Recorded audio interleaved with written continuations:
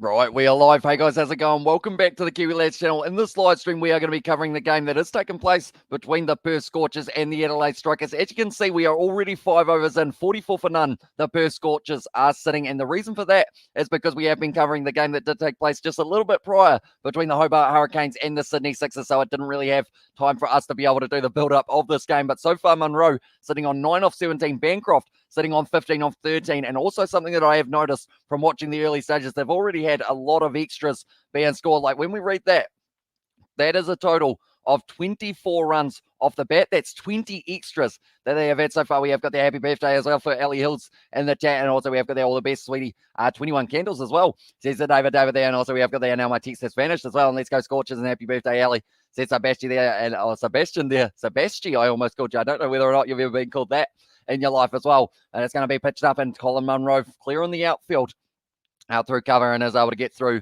for just a single. So at the moment, they've had 3-4 so far off the bat for the Scorcher. Colin Munro, he is the Kiwi. He is the lone Kiwi, the only one still standing in the BBL, I believe, if I'm not wrong.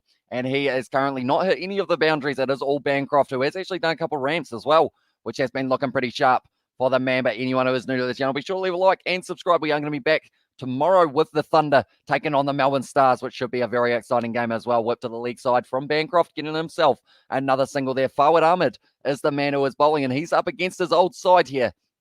So it's going to be interesting to see how he goes for that regard. And also Daniel Worrell currently only going for the 12 runs of his first 2 overs, although saying that there were a few league buys, which were counted not against him, but against the keeper. And now it is going to be Colin Munro once again, and that ball down the ground, too long off, who has been able to take a happy birthday, Ali, as well. Says it Kevin Thomas, and also thanks in there. And is it 4 candles or fork handles as well? And says it was there from BAL there. It's a good question. I feel like I'm overthinking it. How Fawad Ahmed is going to be bowling the wrong, and now he would have spent a lot of time bowling to these Perth Scorchers batsmen in the nets and all sorts. But Bancroft sitting on 16 off 15 at the moment, looking not too bad for himself. Anyone who doesn't know, we are going to be covering the Champions Cup later on tonight as well, so be sure to hit that subscribe button and also leave a like on this live stream. Normally our like goal is 100 likes, so let's see if we can get there and get ourselves another century. Advancing down the wicket there nicely was Bancroft, trying to get to the pitch of the ball, and it is going to be just a single run. That is the end of Fawad Ahmed's over. He's only gone for these 4 runs off it, and now the Scorchers are sitting on 0 for 48 off 6 overs. This is going to be, I said 184 is my prediction for how many runs the Perth Scorchers will be able to get in this game. I feel like maybe I was a little bit too high, but saying that Curtis Patterson, if he makes his way to the crease, he is certainly going to be able to get something going. But Rashid Khan, very economical bowler. So far, he has only gone for the 3 runs. He doesn't normally leak too many, and also he does normally pick himself up a few wickets as well at the same time. Now, someone that they are missing at this stage, the Perth Scorchers, or 2 people, 3 people, in fact, that I could mention, Jai Richardson, Mitch Marsh, and also Josh Inglis, are the 3 players that they haven't got for the Strikers. So they are missing a couple as well. One that comes to mind is Matty Renshaw. So instead, it's going to be a different Matt who will be bowling this over. It is Matt Short now, who is getting another opportunity. You have to watch the classic British commentary sketch by the 2 Ronies as well, or the 2 Ronnies, sorry, to get that reference as well. There's BAL, and also we have got the everyone smash that like button for Ali Hills as well. Says Betty Wagon. Yeah, it is her birthday, 21 years of age here for Ali now. What a way to bring up a birthday, eh? Watching a little bit of the Kiwi lads talk about a game of cricket that you guys can't see.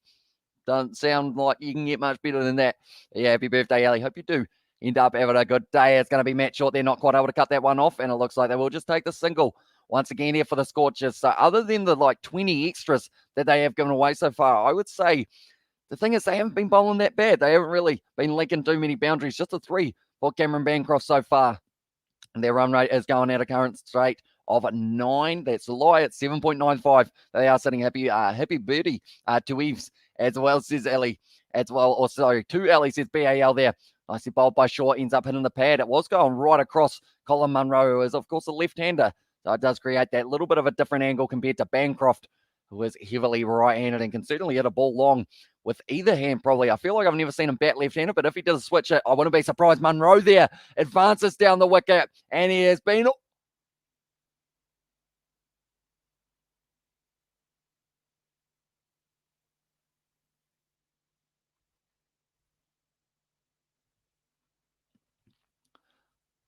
I'm speechless. Colin Munro, the ball went up straight to Rashid Khan, doesn't drop anything normally, and it just bounced out of his hands. Now Munro will advance once again, so they were able to survive there for Colin Munro. I can't believe it. I don't really, that's the thing. It's like when Maxwell drops a catch last night. You don't know what to say when you see it happen as well. And also, we've got there, thanks. Smash that like button as well. And the chat says, Ali Hills. But that one has just gone straight through the hands of Rashid Khan. He's looking down at the finger here.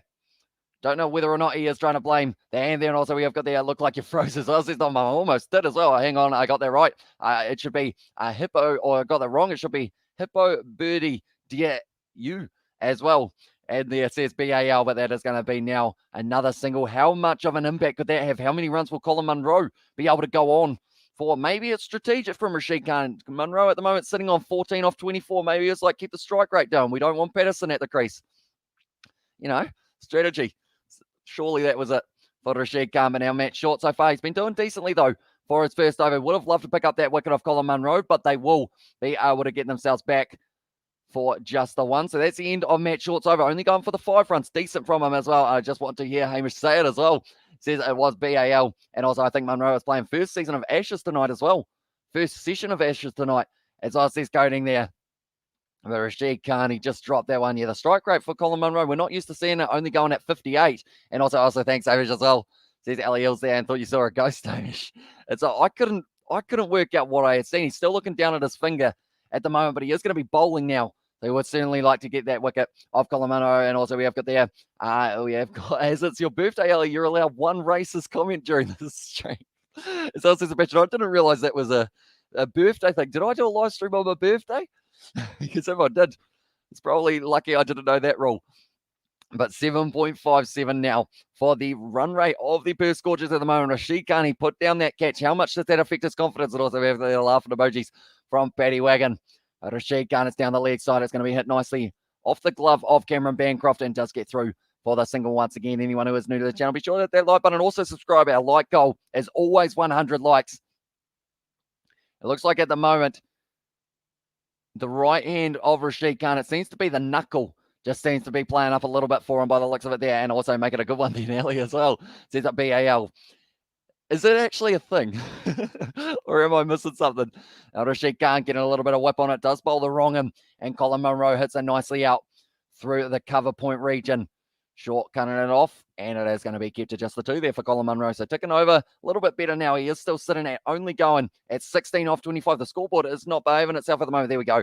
As updated now. And also, thanks, Sebastian. Does it have to be used today, or can I save it for a bit later on as well? And Hamish, you like jazz music or not? Or you like to play guitar or not as well?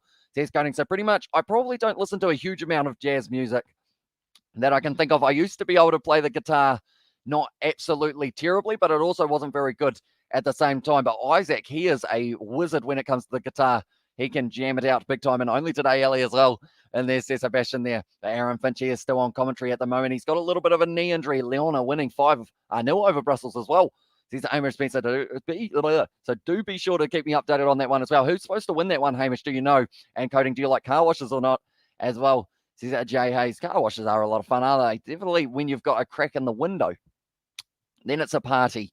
Now Rashid Khan at the moment going for a total of 5 runs so far off the first 4 deliveries of this over. We're already up to 7.4. This game has been flying by mainly because of the fact that I haven't actually witnessed the first 5 overs in terms of doing the commentary for it. Okay, so that's until midnight tonight as well, says Ellie Hills there. So I guess you might have it for the Thunder versus Stars live stream that has taken place a little bit later on. But Colin Munro at the moment sitting on 17 of 27. Going to be advancing down the ground, and that is going to be the end of Rashid Khan's over, going for the 5 runs that time, and the score is going to be 58 for none here for the Scorcher. You say car wash, I say showers. As well, says Sebastian. And then also, I have no clue who was meant to win, but I do know the rugby is entertaining as well, says Hamish Spencer. Is it more of a forward or backs orientated game? Hamish, do let me know. They are shown there for Rashid Khan, just showing how he gets that kind of wrong into spin the way that he does. He just holds on to the ball, and he's got about 7 different grips, I believe, Rashid Khan, if not more than that. I'm itching my ear at the moment because it is a bit itchy underneath my headset. And also, you have got this, you say car wash, I say indoor water party as well. Says Jay there on the morning. Hamish says, can I go in and welcome into the live stream? I hope you are doing well. Hope you are still hyped up for the game tomorrow with Munster versus the Wasps. I know that will be one that you'll certainly be watching eagerly to see whether or not Munster can get the job done up against the Wasps. They are actually underdogs, Munster. But should they be? That's the big question. It's both at the moment as well, says Hamish Spencer. It does sound like it would be an entertaining one. By the way, you are the only, your very own Kiwi Alice Robertson just came 21st in the Women's Super G as well, says BAL. I will have to be completely honest, don't know who that is. Unfortunately, what is the Super G? As well, BAL, do let me know. And the Spanish team is the favourite. They've already qualified for the playoffs as well, says Simon there. So that would be the team who are leading 5-0, if I'm not wrong, for that one. And also welcome in, Kana, as well. And the chat says, Sebastian, once again, another single match short, not bowling too badly so far. Morning Sebi as well in the chat.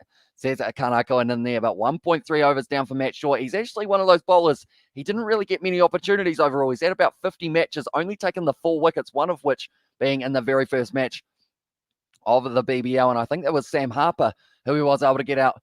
It's been hit now to the square leg where Rashid Khan was waiting as well. Excited for the Quins as well. He's kind of going in. I am indeed. Or I assume that it's to Sebastian as well. And he will, I assume, definitely be right up there as well. And Scorchers 150, who's in their team as well, says Robert. So they have got themselves Colin Munro, Cameron Bancroft, the 2 men at the crease at the moment. They've also got Curtis Patterson, Laurie Evans, Ashton Turner, Aaron Hardy, Ashton Agar, Andrew Ty, Matthew Kelly, Jason Betterdorf, and then Peter Haskelloo as well. And bro, what's your name as well? It is Hamish.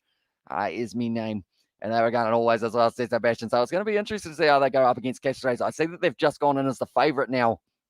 Whereas right at the start, they were actually the underdogs, which I couldn't believe for the Harlequins because they are certainly a strong side. But Rashid Khan at the moment, he looks like that finger is still giving him a little bit of grief here after putting down that catch short, finishing off his over. Now it's going to be Munro, hits it out to the leg side, taken nicely by Peter Siddle there in the deep though. And once again, get him through that over with not too many runs coming off it. A total of 6 runs off that over and 64 for none here after 9 overs. And you should be clear. The should be clear favourite mates. Castries are awful in Europe normally. And so I think it is that home field advantage that they've decided is the kind of thing that helps them out a little bit. But yeah, it should still be the Carlowins. And also we have got the Abin Bro as his name as well. And Super G is short for Super Giant Slalom as well in the Alpine Ski Racing season. And 10-0 now to Leon as well. And the chat there, and also we have got there as the pitch is not good for batting or stopping. Hamish, what do you think? Batters are struggling, or is it good type bowling as well? Says Coding. I think ever since we saw a lot of runs come off extras, like they had about 15 to 20 live streams as well. So it is going to be in that situation of, I think maybe there's a little bit in it for the Colin Munro's just hit that one for 6. So I was about to say maybe there's a little bit in it for the bowlers, but that looked like it was pretty effortless for Colin Munro to be able to hit that one over, bro, 170 possible. I said for my prediction of 184. I feel like I might have gone a little bit too high, though. Yes, should be clear favourites, mate. Castries are awful in Europe. And also we have got the next who asked you, were you live? Same Muppet as well. Says that JAs. And also we have got there, don't take this the wrong way, Seb, as well. And that chat says, can I go in there as well? But that was a brilliant shot from Colin Munro, hitting it all the way to the boundary. The first 6 that we have seen, and first boundary of the match for Colin Munro as well. It's a nice shot. It's going to be through the field. And now it looks like he will be able to pick himself up. Another 2 runs there for Munro. So perhaps really trying to get that strike rate kicking, and also still kick missed as well. Says it was Hamish. And also we have got the Cena Mayseb, and looking at the pitch in the chat, I'd say 140 roughly. Where's it being played, says Robert. So pretty much this game is also in Sydney. Fun fact, they decided to have back-to-back games in Sydney, but this game's at Giant Stadium in Sydney. I believe it's also known as Sydney Showground Stadium or something along those lines, but I fully expect the English to start mopping again after last night as well. It says, can I go in? Is it mopping or moping? Is it moping? Might be moping, but they're talking at the moment to Jake Wheelrold, who is on the commentary side of it, is going to be advancing, using a feet very nicely, Bancroft. Something that he does love to do is get to that pitch of the ball, try and shut down that spin, and he will know that as a little bit of a tactic to kind of counter that game of Fawad Ahmed. He was at the Perth Scorchers for a long time, especially the RFU as well, and what country, which city, which state as well. And that there says Jay Hayes there. And now it is going to be Aaron Finch at the moment. Still on the commentary, he did mention about how he did speed up his rehab to try and make it to the Cricket World Cup, which he was able to do. That one's going to be out to deep cover, and that will be once again another dot ball.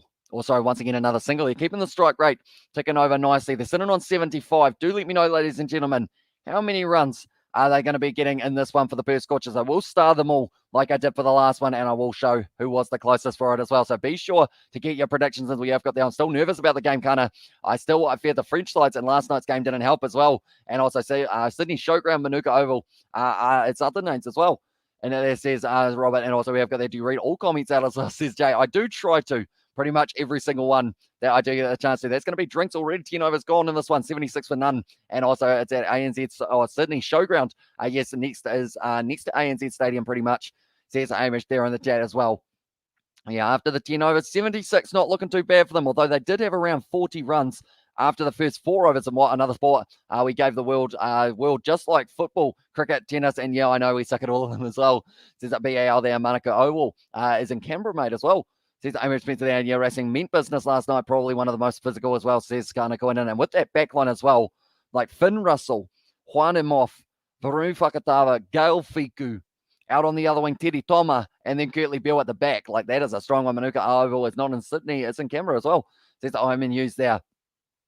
But at the moment, it is going to be extremely exciting to see whether or not they can push towards, I'm going to say once, you know what, I'm going to stick with it as well. I am going to say that it is going to be 184 here for the Perth Scorchers, and Giant Stadium is the winter winter months as the home of the Giants AFL team as well. Says Simon Hughes there, and also we have got there. Can you shout out my imaginary girlfriend? Her name is Jenna. And so shout out to you, Jenna. Do appreciate you being with Jay, kind of, I guess, is the shout out there. And Hamish is the Ron Burgundy of cricket commentary as well, says BAL. Who's Ron Burgundy? I feel like I should know that name. Is that who was an Anchorman? Is it? Is that Ron Burgundy? I think, if I'm not wrong. And also, bro, is it Monaco Oval Ground as well? It is not. It is at the Sydney Showground. Oh, where's Agar actually going off the field now? And it looks like they are going to have to make the change. Jenna as well, says Jay, for what his girlfriend's name is. As also the fact is that RFU will likely give out again, like they did 8 years ago when the Prem teams weren't winning as well. And what city is Bondi Beach? Is Sydney, if not mistaken, as well. Oh, that's a good question. Bondi Beach. I'm trying to think off the top of my head. Is it in Sydney? I feel like someone might be able to help you out there. As well, everyone shouts out your imaginary girlfriend's name as well. Says it was BAL there. Of course, shout out to you, Jenna, still. And also, we've got the Hamish Dodger Photo. Hamish, do you realize that as well? Says that kind of going on. Are we talking about the fact that her last name is Till? You said the answer yourself, mate, as well. Says Hamish Spencer there in the chat as well. So it is Sydney, where it is located at Bondi Beach. One day, maybe I will get there. Get myself on Bondi Rescue for all the wrong reasons. I'll probably end up. That's the thing. I haven't swum in the sea in a long time. Bondi Beach is Sydney as well. Says kind of going in. And also not game enough to say a full name as well, says Jay. And also Ron Burgundy, Anchorman as well. Says that BAL there. Yeah, Jenna Tills. And now it is going to be once again down the leg side just a little bit there. Colin Munro not able to strike it nicely, and stupid autocorrect as well. Or Bonding Beach is in Sydney as well there from. Can I go in there? I do see. Have I seen Anchorman? I like how I'm asking that question as if you guys would know my movie watching history. I don't think I have, though, Munro. Once again, just getting a little bit tied up there, not quite able to find the way to the boundary or even the fielder. He only hit it straight back to the man short, who is currently bowling extremely well in the early stages. Ball is your mum. And big love to you, Jenna. Hold on to Jay, and he'll protect you from the Muppets of the world as well. Says Sebastian there. They're going to run through for the single there once again for Munro. Now moving up nicely onto 31 off 36. The funny thing is, 32 off 38 now. He hasn't actually hit a 4 so far in this matchup. He's got 1 6. And then other than that, Bancroft, he hasn't hit any 6s, but he has got 3 4s for himself, and he is only sitting on the 26 runs. Have I jinxed that now? He's going to be swinging big or just getting a little edge. It would have been Plum LBW if he didn't get a bit of bat on it as well. Bondi Beach is an overrated one as well. And also we have got the Hamish. You just said the name. You idled the bullet, then decided to jump back in the firing line as well. There's kind of going in there. Yeah, where's Agar at the moment? It looks like he's going to be on the touchline maybe for the rest of this game. They decided the X-Factor player that they will be taking out is Wes Agar. That's a big strike of the ball there for Colin Munro. Uses the feet, hits it over the top of Daniel Worrell, and that is his second 6. So he's continuing at the kind of stage of not hitting any 4s. He's getting it either all the way or no the way as well. If you make it on Bondi Rescue, make sure to advertise the YouTube channel as well, says Robert Miller there. I'll be like, check out the Kiwi lads. And they'll be like, we're not putting that in. I'll be like, oh, come on. I'll just go out in the water, won't I? And they'll be like, no, go away. I feel like getting kicked off a beach is very tough to do, isn't it? But then at the same time, it's very easy to do if you think about it. But then it's getting kicked off a beach but not getting arrested. That's the tough thing, really, if you know what I'm saying. But now it is going to be Colin Munro, 38 runs off 39 deliveries at the moment. Once again, swinging at this one. Could be going to the boundary, is it? No. It's going to be cut off once again. So he is still yet to hit himself a 4. He's got 2 6s, but no 4s for him. That is the end of the 11th over now. And it's going to be 88 for none as well. Has a that's that I cannot lie as well. Hamish, how old are you? Do you have any girlfriends? Oh, sorry, any girlfriend? Please do one who likes cricket.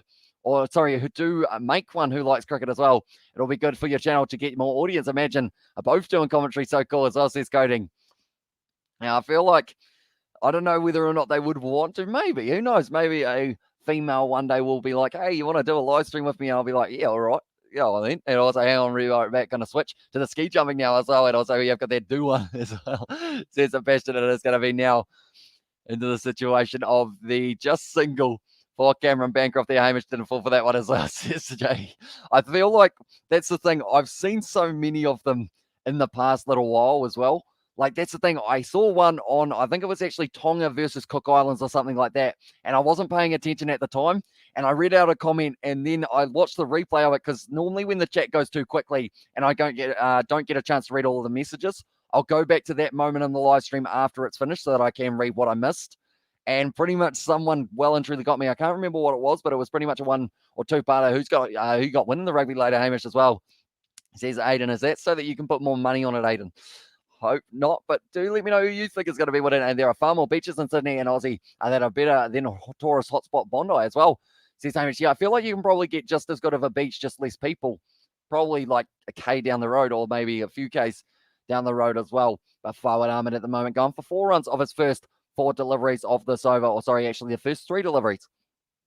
Now is bowling it once again, and that is going to be the single lady in a huge, with a hue as well, is better than a lady with a says Jay. And how old are you? I am 22. Recently turned it in December, on the 2nd of December. So only 10 days ago to make it up to 22, and 10-3 in the Lyon versus Brussels game as well. Says Hamish Spencer there, but Munro at the moment sitting on 41 off 41. Been ticking up quite nicely for him. No run there for him. And Cameron Bancroft also sitting on 31 off 29. So ticking over to around that 8 runs per over so far. Coding, how old are you as well? Says Jay there in the chat. Showing John Wells was in the outfield, will hopefully be able to score himself a few runs off the bat. And Munro, he's striking the ball well. That one sounded like a whip the way that they went through, and they have gone for the 2 runs once again. Good running between the wickets, and 12 overs gone now. 95 for none here for the Perth Scorchers. I'm 24 as well. Says Cody, and says Coding, and also I'm 24, and a happy belated birthday as well, says Robert there. Thank you very much, man. And no, I think Leinster. And what other games are you going to do live for? So it is going to be Exeter Chiefs versus Montpellier will be the other game that we will be covering on the channel for that one. I was going to do Ulster versus Perpignan, but I have no idea who's in that Perpignan side. So I feel like it would be a little bit rough in that regard. So I'll probably be doing the game for Bath at 4:15, because this game is going to be ticking over into the time where Toulouse are taking on their opponents in Cardiff, which is going to be possibly a one-sided affair as well. But then the other game that we are covering is going to be that one that I mentioned, Exeter Chiefs taking on Montpellier in the morning as well. That is going to be at 9 a.m. So an early morning start / late night finish for us, depending on what way you look at it. But Munro at the moment sitting on 43 off 43. Bancroft sitting on 31 off 29. And it will now be Peter Siddle brought back into the bowling attack. He has sitting 4 runs off his very first over. It was inside of the power play as well. So nicely done by the veteran Peter Siddle. He's actually a captain at the moment with Travis Head and also Alex Carey, both being away in test match duty. Travis Head having a very good day with the bat. Well, the Ashes, or a couple of days actually, where he was able to bring up 150. That's a little bit of width there. And Peter Siddle, the ball goes straight down to the man at third man, which is Fawad Ahmed at this point in time. They've still got 2 more Rashid Khan overs left that they will be using in the later stages as well for 400 as well. Exeter have done deal. I'll put my money on Perth win. I'll put all my winnings in the multi for $400. Says Aiden, maybe that's not the best idea. You should do a Super Cup stream as well.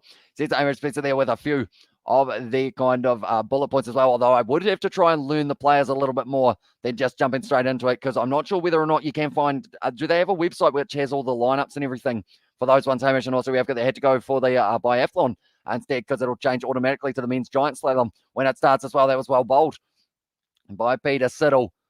Do they get through? They do get themselves a quick single. It was almost a run-out opportunity at both ends there. Perth smash as well. Says Jay, they're sitting on 97 for nil in terms of how many wickets they have lost. Who's going to be the first wicket, ladies and gentlemen? Is it going to be 98? Or, sorry, is it going to be Colin Munro, or will it be Cameron Bancroft who was able to get away? I've got there. Well, I'm only just getting $130 back in my ulti. And also, Kelly at that stage, Peter Siddle, he was like, don't throw it. And then he went, who's there?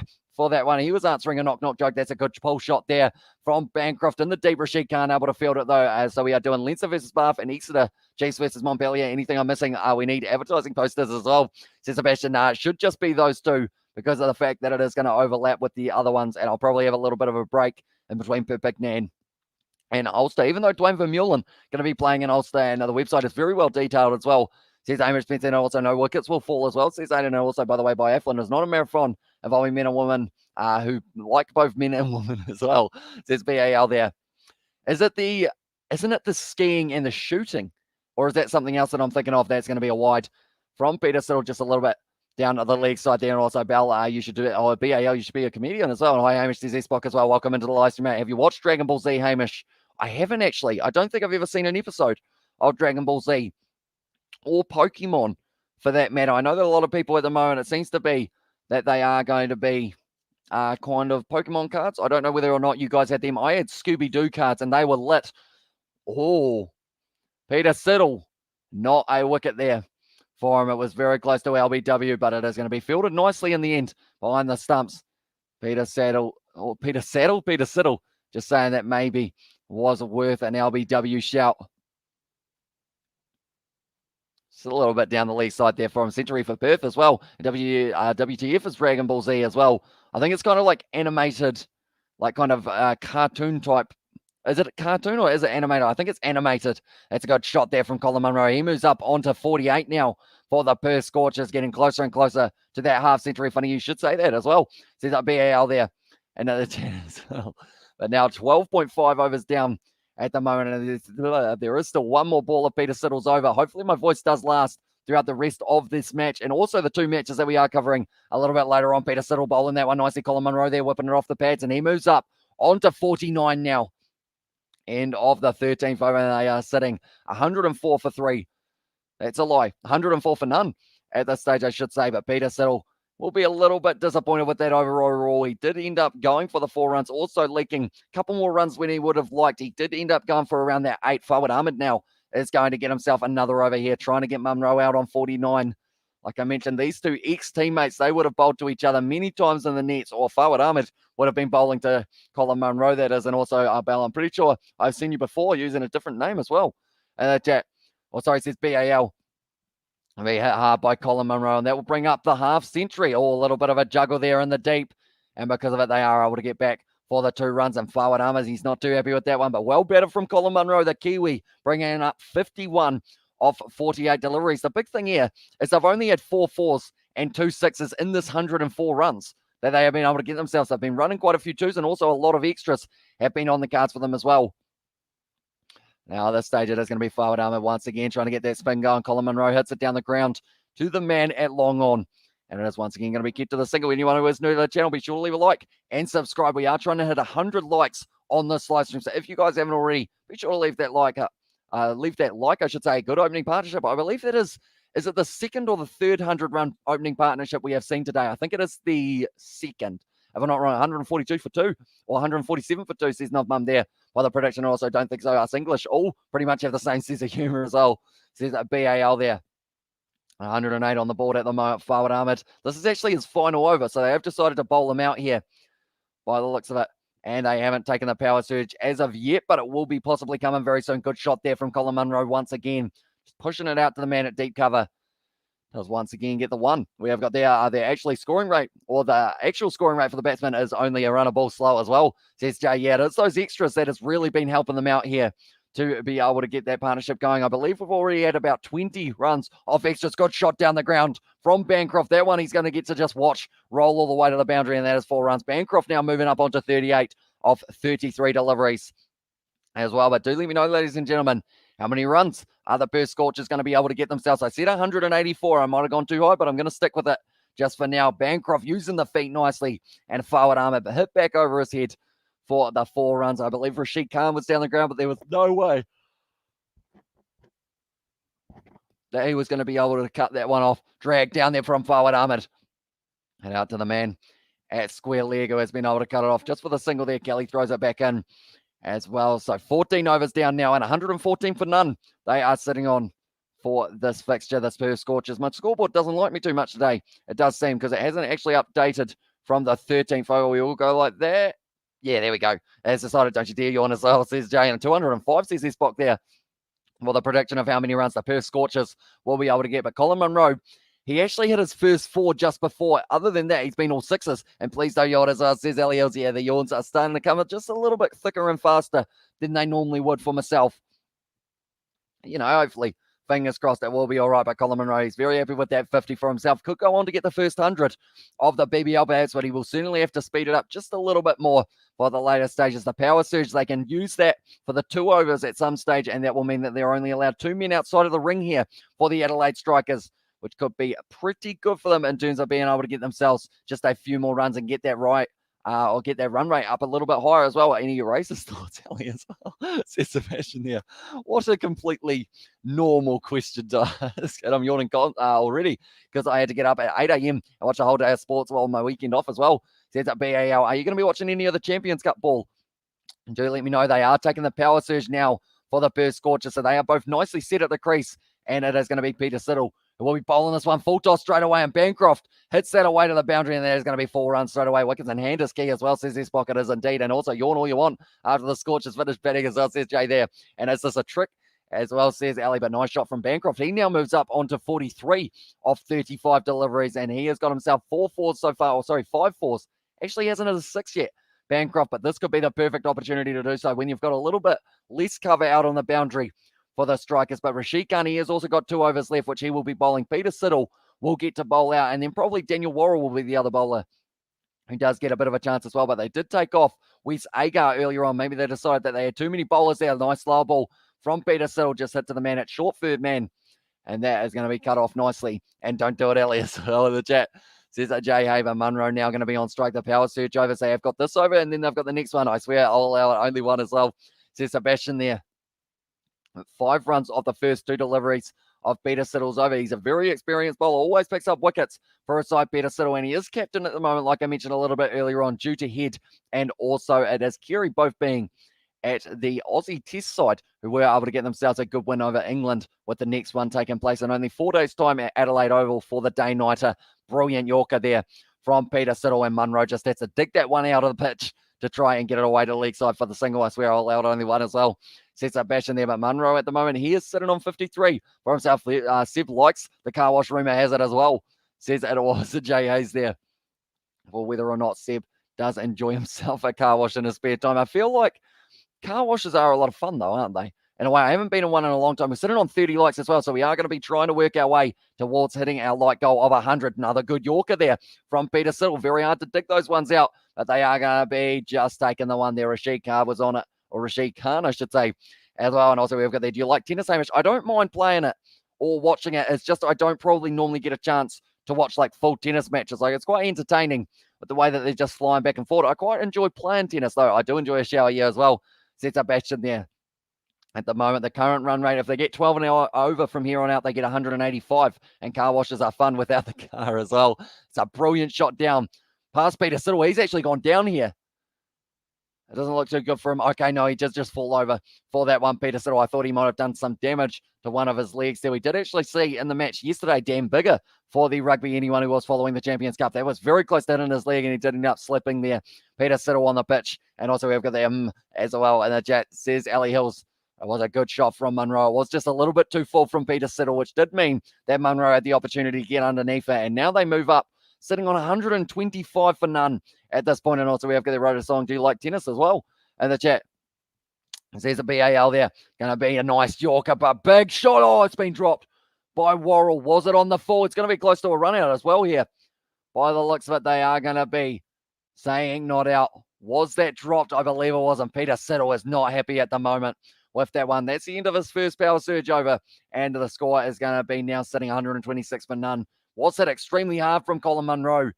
Straight to the man, Daniel Worrell on the full. Just drops it straight through the hands, unfortunately for him, and wasn't quite able to hang on to it. He will be frustrated with that. Second drop catch. Daniel Worrell, normally pretty safe under high ball as well, and that one wasn't even high. It was going chest height, and wasn't quite able to take it. And then the other man who has dropped a catch so far was actually Rashid Khan, who I believe is almost, yes, he is coming back into the bowling attack now, Rashid. He hasn't picked up a wicket yet. He's got his economy of only going for 4 runs per over. Peter Siddle now helping Rashid set the field. I feel like a beautiful, just absolute ripper of a delivery here, trying to get some top spin on it from Rashid Khan. Might actually end up being the end of Colin Munro. If he can get that angle going nicely, I think he might be able to pick him up here. It's going to be advancing down the wicket there. Munro, it's in the air. It's just cleared the field, though. And it is now going to be Peter Siddle who does field that one. Keep the 2. Freestyle ski pipe on now as well. Or ski half pipe, sorry, says BAO. And see New Zealand missing New Zealand cricketers, or miss seeing New Zealand cricketers like Daniel Vittori and Chris Kens as well. Stephen Fleming was huge. Respect, sorry for name spelling as well, says Spock. No worries, mate. We do get to see, I think quite a few of those guys are kind of coaches now for the IPL, but we don't get to see them play too often, other than maybe cricket versus rugby. That will be coming up soon. Brilliant shot there from Munro down the ground, and hits Rashid Khan for the 4 runs. He's not too happy at the moment, Rashid. You can see it on his face. Wants to take Colin Munro's head off, but unfortunately, as a spinner, that's a little bit harder to do. Like they're saying, there's a bit of frustration there for Rashid Khan. Ever since he dropped that ball at the start, he just doesn't seem to quite have that momentum that he would normally be able to pick up. He normally really scampers through his overs. That's going to be a nice shot there for Colin Munro. A little bit of a misfield. And now, it was relatively close. I don't believe it is going to be out. They set out by a mile. He might actually be out here for the run out. This would be actually very poor from the Perth Scorchers that do give away this run out here. And I think it's going to be Cameron Bancroft who might be on his way, depending on how it goes. I'm just going to be checking this one. I thought with the way that it went that they should have been able to get through easy. I don't believe. Okay, it was turned around. And Cameron Bancroft, they did end up going with the yes, no. And because of it now, it does mean he is out by a mile there for Cameron Bancroft, and he's going to be on the way. Colin Munro and him just having a bit of a mix-up there at the crease. Colin Munro, he almost ran halfway down the pitch and then went, nah, go back. So now it is going to be Cameron Bancroft now out. He's on 45 as well. He won't be too happy with the Kiwi. And at that situation, 45 off 37, and that is the breakthrough wicket that the Perth Scorchers definitely required into this situation now, making his way to the crease. I believe they will go with Curtis Patterson, who can certainly up that run rate as well if he does anything similar to what he did in his last match. Well, the Perth Scorchers up against the Brisbane Heat. He was on fire in the early stages of that one. I will quickly get the scorecard up so you guys know exactly how many runs he got. He was able to get himself a total of 55 off 30. 2 sixes, 4 sixes, 2 sixes, 6 fours is what I was trying to say there. Cameron Bancroft out by about a metre. And now it does mean that Curtis Patterson, that's not Curtis Patterson, that is Ashton Turner that they've decided to bring out there. So they've decided to promote him up the order a little bit here. See whether or not he can really just promote it or really just end up elevating. That's the word. I couldn't think of it. Nice to see the Kiwi outfoxed, or nice to see Kiwi outfoxed an Aussie to make him run out. So nice to see ourselves is going. Although I don't think it will be too nice in the changing rooms afterwards between those two men when you do end up selling a man up the river like that. Runouts are never fun. Like that's the thing. Kane Williamson and Ross Taylor, anyone who's seen New Zealand cricket knows that those two just cannot run between the wickets together to save themselves. That's going to be close to an LBW.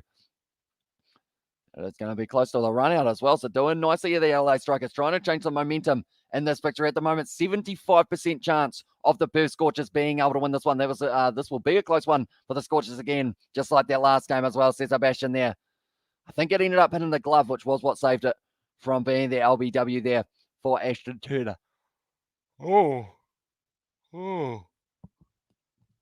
Reverse shot from Colin Munro, and he was able to hit it over the boundary for 4. I was trying to say words, but I couldn't say words because I was yawning, but Rashid Khan still got a smile on his face at the moment. And do you like farming, Amish, as well, says Kevin? I do quite enjoy it. Me and George, we do want to start a Farming Simulator 22 series at some stage on maybe the Kiwi Lads gaming channel, if that is something you guys want to see, because we both play a little bit of Farming Simulator as well. And don't yawn as us this day. Sorry, mate, I did have just one more. I'm trying my best not to have it. Stop there, yawning areas as well there. There's Eliel's now. It's going to be Colin Munro once again. hitting it to the leg side just for the single to close out the over. And Rashid Khan there, he did get himself the wicket for the run out there, not actually going to his name though for that one, but they were able to get that breakthrough wicket, and they were able to get 12 runs off that over of Rashid Khan, with Munro, now moving up onto 70. Munro heading for the first 100 in this BBL. My prediction is on the way to be right as well, and that was a massive yawn wicket incoming as well. Sets up Bash, and also Kiwis and Aussies are pretty much like Scots and English, or Canadians and Americans as well. Sets up BAL, but they are just showing the missed opportunities that they have had so far in this match. Rashid Khan putting down the catch. Also, I think there was a run-out opportunity that they did have a little bit earlier on that they weren't quite able to get right. And then you've also got Daniel Worrell. He did drop it as well. Farts are fine. Yours are banned for the next 4 overs as well, says Jay. From now on, I guess. I will say, I don't know what's happened. It's always around that kind of 16-hour mark. Have you ever fell asleep on a live stream before, Hamish, as well, says Kevin? I have not, but I have missed a live stream from sleeping. And the reason that happened was because I set my alarm for PM rather than AM. And I actually woke up for that live stream when the match was pretty much over completely. I tried finding something there, but to be honest, it was a load of steaming cow dung as well, says BAL there. And also 162 for 3 as well, says Novmum there in the chat as well. But now at the moment, the commentators, Mel Jones, Aaron Finch, and also Andrew Simons. And like I keep on mentioning there, Aaron Finch, he should be back at the Renegades maybe somewhere midway through the BBL, maybe even later on in it, because of that knee injury that he has picked up for himself. Now Worrell going to be bowling once again. He had the economy of only going for 6 off his first couple deliveries, or first couple overs, I should say, as well. We have got there Raul in the chat, and welcome in. And also we have got there, we can't read the scoreboard card, it's all a blur as well, says Warren O'Reilly. So I assume more than likely, if you go into your settings on YouTube and then you click on the resolution advanced and then change it so that it's a little bit higher quality, it should be a little bit better and a little bit clearer to be able to see. And also we've got the 10-3 in the Leon versus Brussels game at halftime as well. And I can see easily you developing into the next Richard Bonneau as well, the legendary Australia commentator. Same effortless commentary. I hope you age nicely as well, says Spock. I hope so too.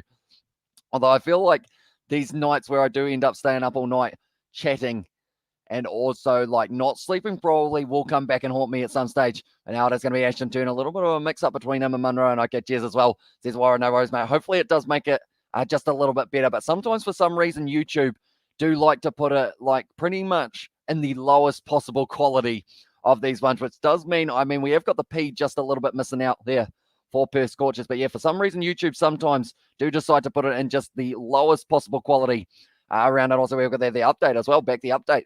As well, says 100% there in the chat. And also we have got there, call me the update as well. Call it as well in the chat from 100%. We got down the ground from Munro. 72 of 60. He's had a little bit of a slip, and they call no. That was well done by Ashton Turner there to notice that Munro did fall over. And also we have got there, if you want to have fun watching an idiot trying to drive a tractor, then that's what Clarkson Farm on Prime Video is for us. So says BAO, and also guys, call him as well. Says Amish, he's very keen for a bit of a call in that situation. But hit down the ground from Colin Munro. Does end up slipping over when they tried to get back for the 2. And then from there, Ashton Turner, he does actually turn very nicely there. And also we have got the Water Muffet as well. Says Amish Spencer there, but now Turner sitting on 2 runs off 3 deliveries. He's got plenty of power. Going to be hit to the leg side. Nicely done there by Ashton Turner here once again. John Wells throwing that ball into the keeper. So 72 for Munro. He's only got 3 overs left, though, to try and get himself 28 runs if he does want the first century of the BBL. Turner, he will have to probably feed him the strike a little bit here, but Turner also got that power if he does require it. And then they have also got there in the chat, we have got there Patterson, who will be making his way out there. And does he need CPR as well? Says Spock, maybe he does for call it as well in the chat there. What's the comment there? It's going to be the edge. And Worrell there. Oh. Okay, the umpire has just said that the edge went into the ground. I swear that was the wicket right there. Surely they've got to go upstairs for this one. Just to have a look. Right. What do we see here? Worrell here. He bowls this one. Then from there, bat at the ground. That would be out for Colin Munro, but I think they haven't given it as well. CBR won't help his brain as well. Says Jay Hayes there.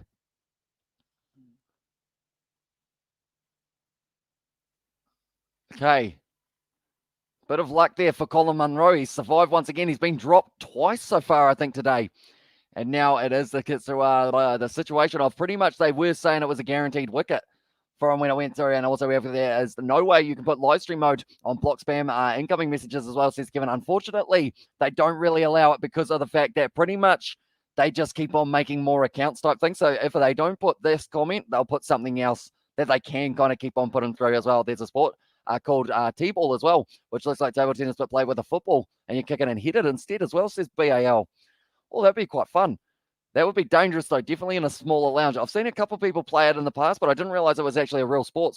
Scorchers should be all right with a run rate of 8 and above. That's a big shot there from Colin Munro all the way for 6 there, and they will be regretting not being able to get him out a little bit earlier on. Munro moves up onto 78 now at 62. Make the chat subscribers only as well.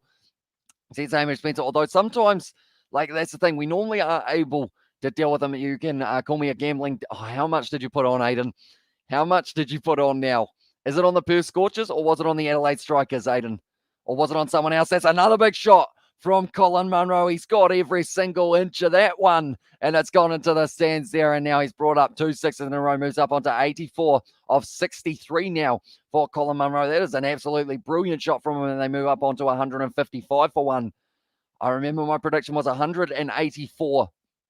Might be close. Not normally close. I'm normally a mile off as well for those ones. So that is a massive shot from Colin Munro. I feel like that one's gone about 90 plus meters off Rashid Khan as well. 2 sixes in a row off Rashid Khan is something you do not see very often at all. So normally he doesn't get out of his overs without getting a wicket. At some point, Rashid Khan, another shot from Colin Munro, hit deep, and that's going to be another 4 runs. Rashid might go for 40 here, and Perth Scorchers $600. Aiden, that is a lot of money. How much is it going to be returning there? And also, I saw a sport on Eurosport that was basically tennis, but played inside the squash court as well. Said that BAL there. On Eurosport, that was basically tennis, but played inside a squash court. As in, like, Badminton? BAL or something else. And Aiden as well as Sebastian has got the mind-blown ones at the moment. He just keeps on in the ball out. That one's almost going to be going through the gap, but Worrell has been able to cut it off, and that is just going to be the single now. Munro moves up onto 89 of 65 deliveries. He is getting closer and closer. Matthew Wade at the moment did have the most runs out of any player in one innings of BBL 11 himself, sitting on a total amount of 93. So he's not too far away. $1.50 return. That's actually pretty decent. Well, I'm in this situation now. It's going to be a nice shot from Ashton Turner. So does that mean you're making $900 if that works for you, Aiden? Are you sure, chuck a fiver at the Kiwi lads? We might get some KFC for George, That one is going to be the end of the 18-5, 162 for one here for the Perth Scorchers. And Rashid Khan, off his 4 overs, goes for 40 runs. Morning, everyone, or evening. Your time, a long night ahead of you. But a great one and a great score for 20 overs as well, says Richard. Indeed, mate. And anyone who didn't see the score for that game just a little bit before this one, the Sydney Sixers, they did end up losing by about 50 runs up against the Hobart Hurricanes. There was a little bit of rain that did affect that game, but overall, Hobart Hurricanes, they scored 213 runs in their first innings, and what was just a very, very impressive one. It's got there. It was kind of like what real tennis is, where they can hit the ball off the sides of the court as well, says the BAL there. Okay. I guess it would be, so it's not squash, but it's not tennis either. So it's kind of a in-between hybrid, I guess you could say as well. But now at the moment, it is going to be rugby, or not rugby, I should say. Actually, now that I think about it, I think the reason I said rugby, we will tell it after these next 2 overs, because they have got a little bit of a story from school. Oh, that was close, but it's going to be going just down the left side a little bit. Worrell not able to get that wicket now. I hope the Black Cats do notice this performance of Colin Munro for upcoming T20 series and World Cup, and Finn Allen as well. So disruptive openers as well, and 185 for 2 there for Novman for the prediction. Also, good afternoon. Are you doing any UK rugby streams in the afternoon, says Danny? We are indeed, mate. We have got the match up that is taking place between Leinster and Bath at 4:15 New Zealand time, and then also at 9 a.m. I am doing Exeter Chiefs when they are taking on the opposition in Montpellier. That's a massive shot from Colin Munro there. That's another 6 down the ground, and he has moved up onto 95 of 67. Does Steve Smith still have the will to cheat as well? So let's go, Brandon, in the chat there with the question mark there. And also we have got there, don't bet on Bath, Aiden. They'll get destroyed by Leinster as well, says Sebastian there. And also, yeah, it was really good to watch. Way better than Ponce tennis as well. And I smell enough, it says JA's there. And the chat as well, but Worrell able to absolutely just put that one in the slot for Colin Munro. And he said, thanks very much for coming, mate. I'll hit it straight back over here. Colin Munro at the moment, he has hit 5 sixes, 5 fours. He's striking it very nicely. Then I'll put the 900 on Bath later. Do not do that, Aiden. That is for sure. I think that at this stage, you probably, I don't know whether or not your luck is about to run out, but I feel like it's very close. So at least if you get 600 back or 900 back, please cash out like at least 500 so that you've got something there for the amount that you were able to get from all of your hard work up to this point for those other bets as well. But Munro now sitting on 95 of 67 deliveries, and Turner sitting on 6 of 6. If he can get a 6 here for Colin Munro, he will move up onto 100. I am optimistic for 205 as well. That's going to be a full toss, though, and Colin Munro, he's going to hit it away to the boundary, so that is now going to put him up onto the total of 99 not out here for Colin Munro. One shy of getting himself the first century of the BBL. They're sitting on 172 for 1, and Aiden has no bets on as well, says Jay there. But Worrell now, it is going to be just a bit too full from him, unfortunately. That one ended up cleaning up the cameraman, which would have been unfortunate for him, but he was able to change it. Can he do it as well? Says Paddy Wagon. Yes, he can, and he is cheering there. Colin Munro, he absolutely exerts a yes there, and he does the fist bump as well. He's a happy man there. Colin Munro gets the triple figures there for his side. 100 runs off 69 deliveries. Definitely a very well put together century as well. 6 fours, 5 sixes for him with a strike rate of 144. He's putting him in a very good position to be able to go on and win this game. He has got a boundary percentage of 54% of his scoring shots, I believe that is, in the strike rate, sitting at 144 for 9 there. Munro as well, and the Jat says Sebastian with the hundreds for him as well. He's just been striking the ball absolutely beautifully. The fact that he didn't actually have any fours for a while before that stage, that sounded like a broken bat there for Ashton Turner. Jay, trust me, I'm a crazy guy. I do random stuff sometimes as well, says Aiden. And also Colin Munro now, also known as Bob the Builder. Yes, he can as well, says Jay. And bet is almost like gambling, if not mistaken, Hamish as well, says Kevin Thomas there. So yeah, he is actually gambling real money. So gamble responsibly, anyone who does decide to gamble. Make sure you take your winnings when you do have them as well. Congratulations, says Xbox there as well. And also my prediction is right now, or bowed down to me, guys. I am god of fantasy cricket. I told you before, Hamish, Kiwi Lads is the witness as well, says Gunny. You did indeed say that Colin Munro was able to get himself the 108, and I don't believe you as well, says JA's there. And also, let's hope there will be closer matches than last night. Which is the highest score by a batter in the BBL as well. Or what is the highest score by a batter? I believe it was Marcus Stoinis. The big Stein, he was able to get himself around 140 something as well, I believe, if I'm not wrong.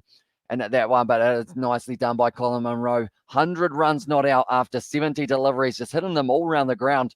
He's actually played a couple out on the offside as well, which have looked very impressive, and it was a couple big shots that did end up clearing the field. Definitely off Rashid Khan, who is not an easy man to get away to the boundary, that is for sure. He has just been making it look effortless for him in that situation.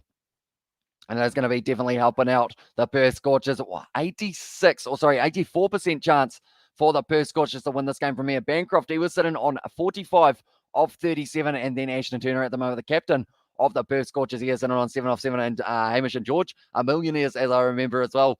And the chat says Aiden there, and the chat as well. Colin Munro, they're showing the wagon wheel. He's actually got it all around the ground, which is absolutely awesome to see for himself, the wagon wheel. He's been going all over the place for Colin Munro. Can he keep on going towards getting himself maybe a few more runs? Peter Siddle able to cut that one off. Almost a run out there of Colin Munro. That would have been him on his bike. At the end, he's making some buds over there, my G. Let's go, my brother. Or go the brother. Kaikara France tomorrow as well. Yeah, he's got a tough opponent. And Cody Garbrandt, hopefully he will be able to get himself a decent win there. Also, I believe, Jed, are you Australian? Because Taito Vasa going to be fighting up against Augusto Sakai. So hopefully he will be able to get himself a win there as well. We have got there. Thanks, bro. Well, you said 175 or 180. I want to guess as well. Says Cricket Lovers there. That's a strike of the ball from Ashton Turner. 6 more runs, and they move up onto 180 now for themselves. We have got there. Why can't Australia and New Zealand have summer in the proper time of the year like the rest of the world does as well, says BAL. I guess it depends. If you do enjoy going on holiday, though, if you don't like the cold weather, perfect time to come down to New Zealand and Australia for a couple months for yourself so that you can continue to have that nice warm temperature as well. But hit down the ground, big shot played. And now once again, a good strike of the ball for Ashton Turner. Hit away to the leg side there. It's going to be fielded. 181 they are sitting on at the moment. Before the match, I said 184. I don't think I've ever been this close to an actual prediction for a cricket game as well. So I feel like he'll go out there, Colin Munro, and hit a 6 or something. You are awesome, bro. Well, what a nice prediction as well, says Cricket Lovers as well there. And also, Yemo Breed tie by KO round 1 as well. Big Bam Bam going to be doing a shoey on the side of the octagon, perhaps. He does get the chance. This kia ora means hello in New Zealand as well. It does indeed in Māori. And also, I did put 1,000 on Tai Tuivasa tomorrow too as well. Says Aiden, that is a large bet for Tai Tuivasa. Definitely in a matchup that he's relatively close in terms of those odds. With Augusto Sakai going to be nicely edged through. And Colin Munro has just ruined my prediction because he has been able to get himself the 4 runs. They move through to 185 now for themselves. And he moves up onto 104. Peter Siddle not looking too happy at the moment. 86% chance for the Perth Scorchers to be able to win this game now from here on out. And the Adelaide Strikers, they're going to have to fire at the top order. Jake Weatherald is one that comes to mind. Also, Matt Shaw, he actually started very nicely originally in the last match, but then did end up going. And also we've got there stuff in as well there. And now it is going to be a nice shot from Colin Munro, nicely up over the top. And that is going to be another boundary as well. And we have got there, but you have more dangerous animals down there than the rest of the world put together. So I'll take the cold water or cold winter here anytime. Not Kiwi land, we're not too bad. Australia, they've got snakes, spiders, crocodiles, you name it. Australia have got a lot of them as well. But yeah, pretty much New Zealand's not too bad. We've got not too many as well. And also I got 1,000 on Kai and 200 multi for Ty and Kai as well. Says Jet there. That one's going big from Colin Munro. Chris Striker the ball. And he moves it up to 195 as the finish total for them here to close out that innings. Very nicely done. And the Adelaide Strikers are going to require 196. You are a boss admin, bro, as well. Says it, cricket lovers, and the only wicket down normally should result in 200 as well. Says S-Bok, and surely Aiden has a gambling addiction. That's what it sounds like as well. Says Amish Spencer, and I haven't watched UFC since McGregor became double champion as well. Says Sebastian there, and also I have 10 grand on a yawn before the game ends. Who's paying that out? Hopefully not me, because I feel like I will have to get the checkbook out because that one is almost a given at this point. But nonetheless, we had a few predictions earlier on. Novmum, I believe, was relatively close in terms of the fact that they did say 185. And also another prediction there was, I'm still optimistic for 205 as well from S-Box. So that was probably the next closest that we did have for the predictions. But do let me know, ladies and gentlemen, can the Adelaide Strikers chase this one down? It's going to be a very good total here in Sydney for this side to have to try and chase down. It's going to be tough, and that is a safe victory for Perth as well. I've been alive in Australia for 26 years. I'm still here. I get over you cats as well. Says, hey, respect to that. Are you going to do a live? Are you going to go live tomorrow for UFC? Unfortunately, I will probably be sleeping at the time that it does go live because we have got live streams all through the night for the Champions Cup as well. Perth was so slow at the end of the 10 overs, so drastic acceleration in the last 10 overs specifically from Munro as well. But anyone who does want to watch us talk about UFC, maybe one day on the KiwiLads Sport channel, we will be doing one of those live streams. That is a link for it as well if you guys do want to check that out, because we are also, by the sounds of it, doing the Royal Rumble for WWE, trying to predict who comes out next. Although the only problem with trying to predict who comes out next, I believe, is the fact that I'll have about a 30-second delay. So some people might end up trying to spoil it as well. Acceleration as well.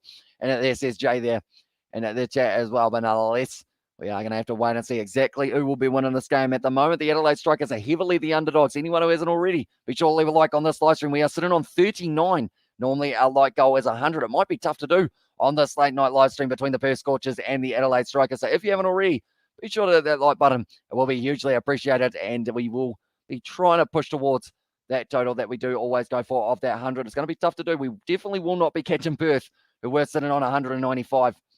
Or that one as well, but they are just showing me a few ads for this one. But Colin Munro did extremely nicely in the end. 114 runs for him off 73 balls, 8 fours, 6 sixes as well, and then 45 runs for Colin Munro, for Cameron Bancroft before he was run out.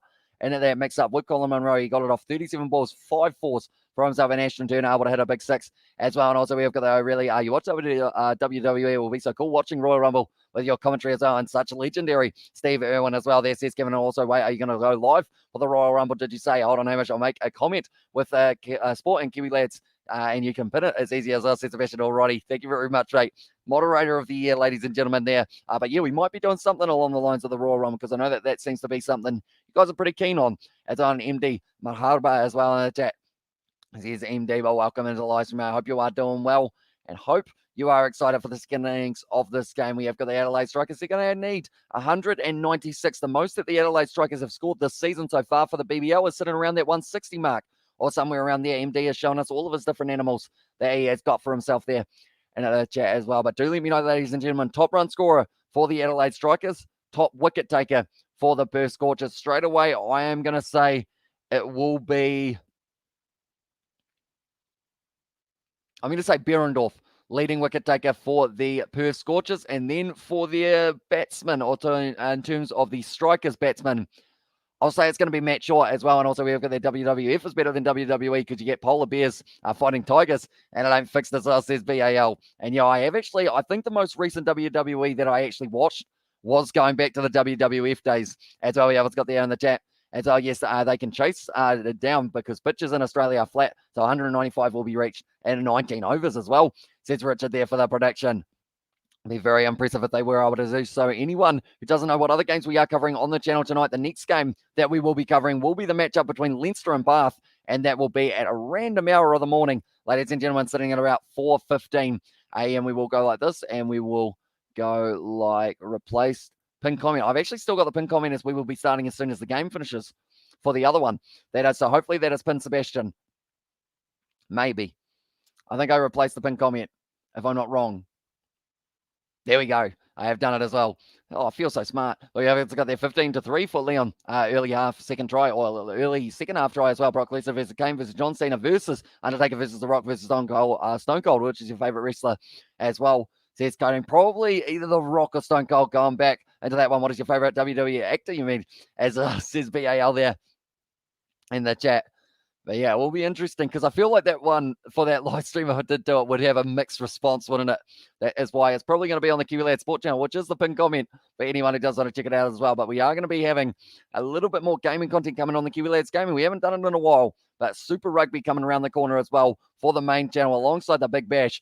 T20 World Cup next year, Six Nations, URC, Champions Cup, Premiership Rugby, Top 14, Top League. There's a lot of rugby on. And 17-3 to Leon, our kickmate as well. Says Amish Spencer there as well. Yeah, that's going to be extremely interesting to see whether or not the Strikers can somehow put this together and get themselves a good opening wicket partnership. Jake Weatherald and Matt Short. And are you still going to do the Ulster game today as well? Says Richard. I feel like I should, shouldn't I? It is the one in between those other ones. Are you guys keen to see the Ulster game? Do let me know, because it is going to be up against the side that I don't really know too much about in Perpignan. But if that is something you guys do want to see, I feel like I should be able to get it ready for you guys as well, hopefully, in that situation.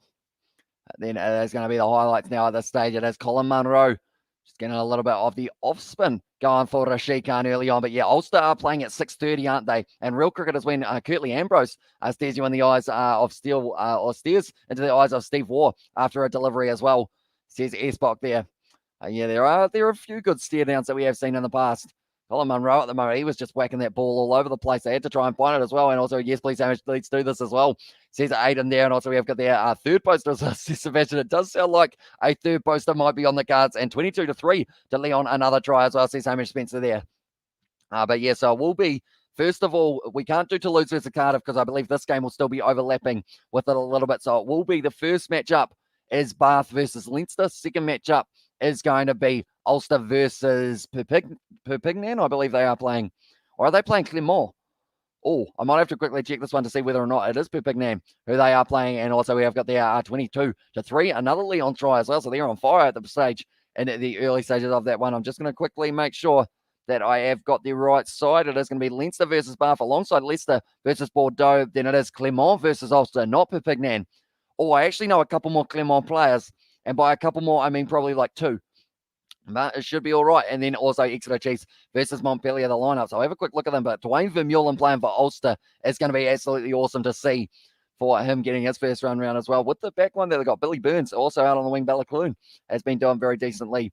And also McIlroy out on the other for the back line. Oh, yeah, they've got Damien Pinot Raka out on the other wing. Pithiliato Pinoy Rava. Yeah, I should be all right, hopefully, with some of those pronunciations throughout this matchup. And also fake cricket is when Steve Smith rubs onions into his eyes and pretends to cry on TV just because he got caught cheating as well as his BAL. Make live stream look so easy, Amy, to keep up the great stream as well. And okay, you can start yawning now as well, says Jay Hayes. I will try my best, mate. I'll push super hard, see whether or not I can make a yawn come out. And Dwayne, King of Belfast as well, says Sebastian. Yeah, it's going to be interesting to see how he goes for Ulster in his first start for them this year and also this season, since he has transferred over from the Bulls, which is a big hit to them in the URC. But I'm excited to see when the Bulls play Ulster, if they haven't already played off, because I feel like that will be Like, everyone's just going to be trying to put a big hit on Dwayne Vermeulen, but to do that, you've got to really pretty much put a big hit on yourself because he's just a brick wall that you will be running straight at. But now it looks like the Scorchers, they are getting very close to making their way back out onto the pitch. They will be bowling in at the second innings. Chasing down 196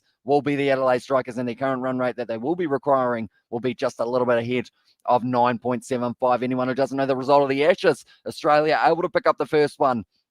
And they are just showing all of the wickets. Joe Root fell early, unfortunately, for him. Pat Cummins did end up getting himself 2 wickets. Oh, that looked like Ben Stokes got turned inside out there by his wicket. Well, that one, I haven't actually seen these wickets yet. And 27-3 to Leon, another try kick to come as well. How many, is there still the other team on the field, Hamish? Or are they just like running literally just straight down the field? I swear you only just, that was 3 minutes ago you put the last try. What score for them as well? You've got their tough target as well. Says, yeah, it's going to be a tough one to chase down. They need 9.8 runs per over to be able to get there. Got some good bowlers for the Perth Scorchers, so they will have to try and make sure that they keep it tight in those early overs of the power surge. If they do want themselves a bash boost point here, a 29-3 kick made as well. Says Amish Spencer for that one. But yeah, pretty much if they do want a chance at the Big Bash boost point, which for anyone who doesn't know what that is, it is after 10 overs, you do get yourself a total that the other team need to try and get in the 10 overs. And if you do end up keeping just being a little bit higher than 3 very quick tries is opening up as well, says Amish Spencer. So pretty much in the first 10 overs for the Perth Scorchers, they were able to score themselves 76 runs. So 77 will be required. I'm going to get a pen here and write that down. So they do need 77 runs of the first 60 deliveries of this game if they do want the chance at the bash boost point. But anyone who is wondering about the table at the moment for the KFC Big Bash, right at the top it is the Sixers still, who are sitting on the 7 points so far for themselves with a net run rate of 2.1. Then in second it is the Strikers sitting on 5, Hurricanes also sitting on 5, Sydney Thunder also sitting on 5, and then 4 for the Perth Scorchers. So if they win this game and get the bash boost point, they will actually take the lead in this competition. And not just that, they would actually end up in the situation of being top of the table with a game in hand over the team at the top as well. Sounds like it's Leon, the hitman, with that score as well, says BAL in the chat as well. But yeah, do let me know, ladies and gentlemen, are they chasing down this total that they do require? Also, anyone who is new to the channel, be sure to leave a like and subscribe. It is hugely appreciated. We are sitting on 40 at the moment. I feel like 50 may be a more accurate like goal for us. And what match is the 29-3 score for, as well, says Richard. So that is in the game between Leon and also, there's another team. It's in the European Cup though. So it isn't any of the, not the European, but it is the Europe Cup. So it isn't any of the Challenge Cup or the Champions Cup games, but it is kind of the next level down that they are playing in at the moment. But the first game is going to be Toulouse versus Cardiff. We won't be able to cover that one on the channel as it is starting in only 45 minutes time. And I don't believe this game will be finished by then. So I will have, probably that will be the time that I do get my food and that I get ready to go. They've scored again for Leon. By the looks of it now, they're sitting 34-3. But the cricket at the moment, it is going to be interesting to see how this one ends. Because Adelaide Strikers, they've got a good batting lineup.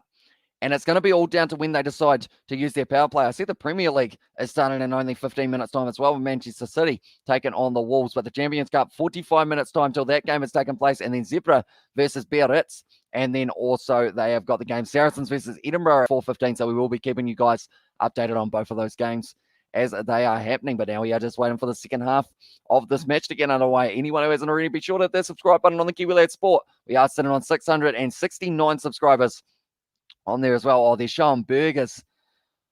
I want burgers now, but unfortunately it is currently in the middle of the night here in New Zealand. It has Leon shot all of the opposition players and just running around on its own as well. Says that it was BAL there.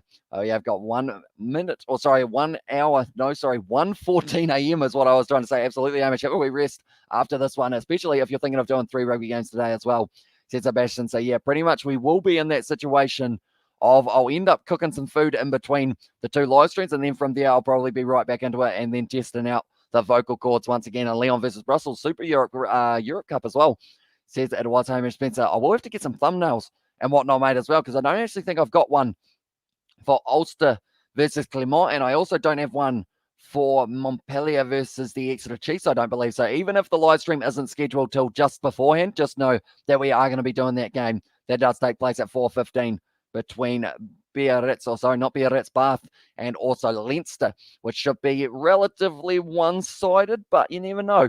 Maybe Bath can show up in that one and do get themselves a decent performance on the ball. But now we are getting back ready to go. The Perth Scorchers, they have been able to set a good total of 195, including a century from the Kiwi himself, Colin Munro. Now it is going to be the Adelaide Strikers who have to try and chase this one down. Jake Weatherald and Matt Short will be opening the batting here for them. And they have got a very talented side led out onto the field by Ashton Turner, who did get himself 14 runs in the end, including 1-6 that he was able to get as well. We have got there. That's what it is. A hitman versus a bag of tiny vegetable. That explains it all as well. And also we have got that Leon versus Brussels for that one. But they are just having a chat to Colin Munro, who will be very happy with the performance that he was able to have there with the bat in hand. No mate, Bath will embarrass themselves guaranteed as well, says Sebastian. What's the difference between the two sides, do you think it will be? Do you think it will be like 50? Or, tell you what, it's interesting. Colin Munro, he actually moves up to the highest run scored for one of the Perth Scorchers players, and that is 114 not out, going above Simmons, who was 112. So he said that's probably one of his best innings for himself there, Colin Munro. But the Strikers, they will need 196 runs from 20 overs at 9.8 runs per over in this one. Like I mentioned, it is going to be Weatherald and also Matt Short, who will be at the crease here for them. The Scorchers, they have got plenty of options in the bowling department, whether or not they decide to go with spin. Got to add an S on the front of it as well. But whether or not they do decide that they do want to try out a little bit of spin inside of the power play, and also we have got their 45-3 as well, says Sebastian there for the prediction. But they are just showing Colin Munro very good day with the bat. Was able to hit almost more sixes than fours for that man. And that's how you know you're striking it well, if it just keeps on clearing everything in that situation. Now, at the moment, we have got also the KFC logo in the background, which, of course, makes me kind of miss the fact that I haven't got any KFC here or anywhere nearby. Start yawning, get it out as well, says Jay Hay there. And also, we've got there Jason Beard.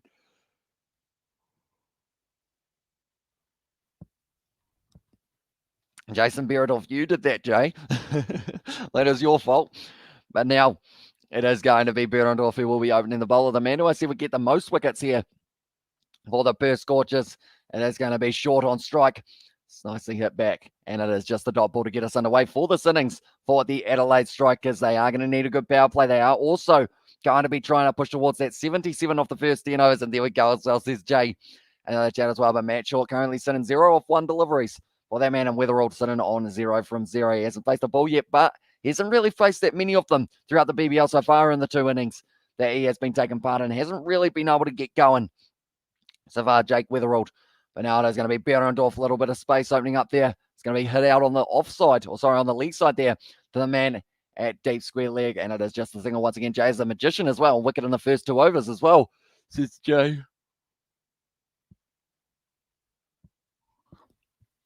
So we have got there. I'm able to watch the Toulouse match because it's free to air in Ireland as well. Says Richard, is the Ulster game free to air as well? Richard, do let me know on that one, because that is going to be up against Clermont, which will be a very exciting one. But Toulouse have got themselves, they have got Cardiff, haven't they, as their match that they are going to be playing up against.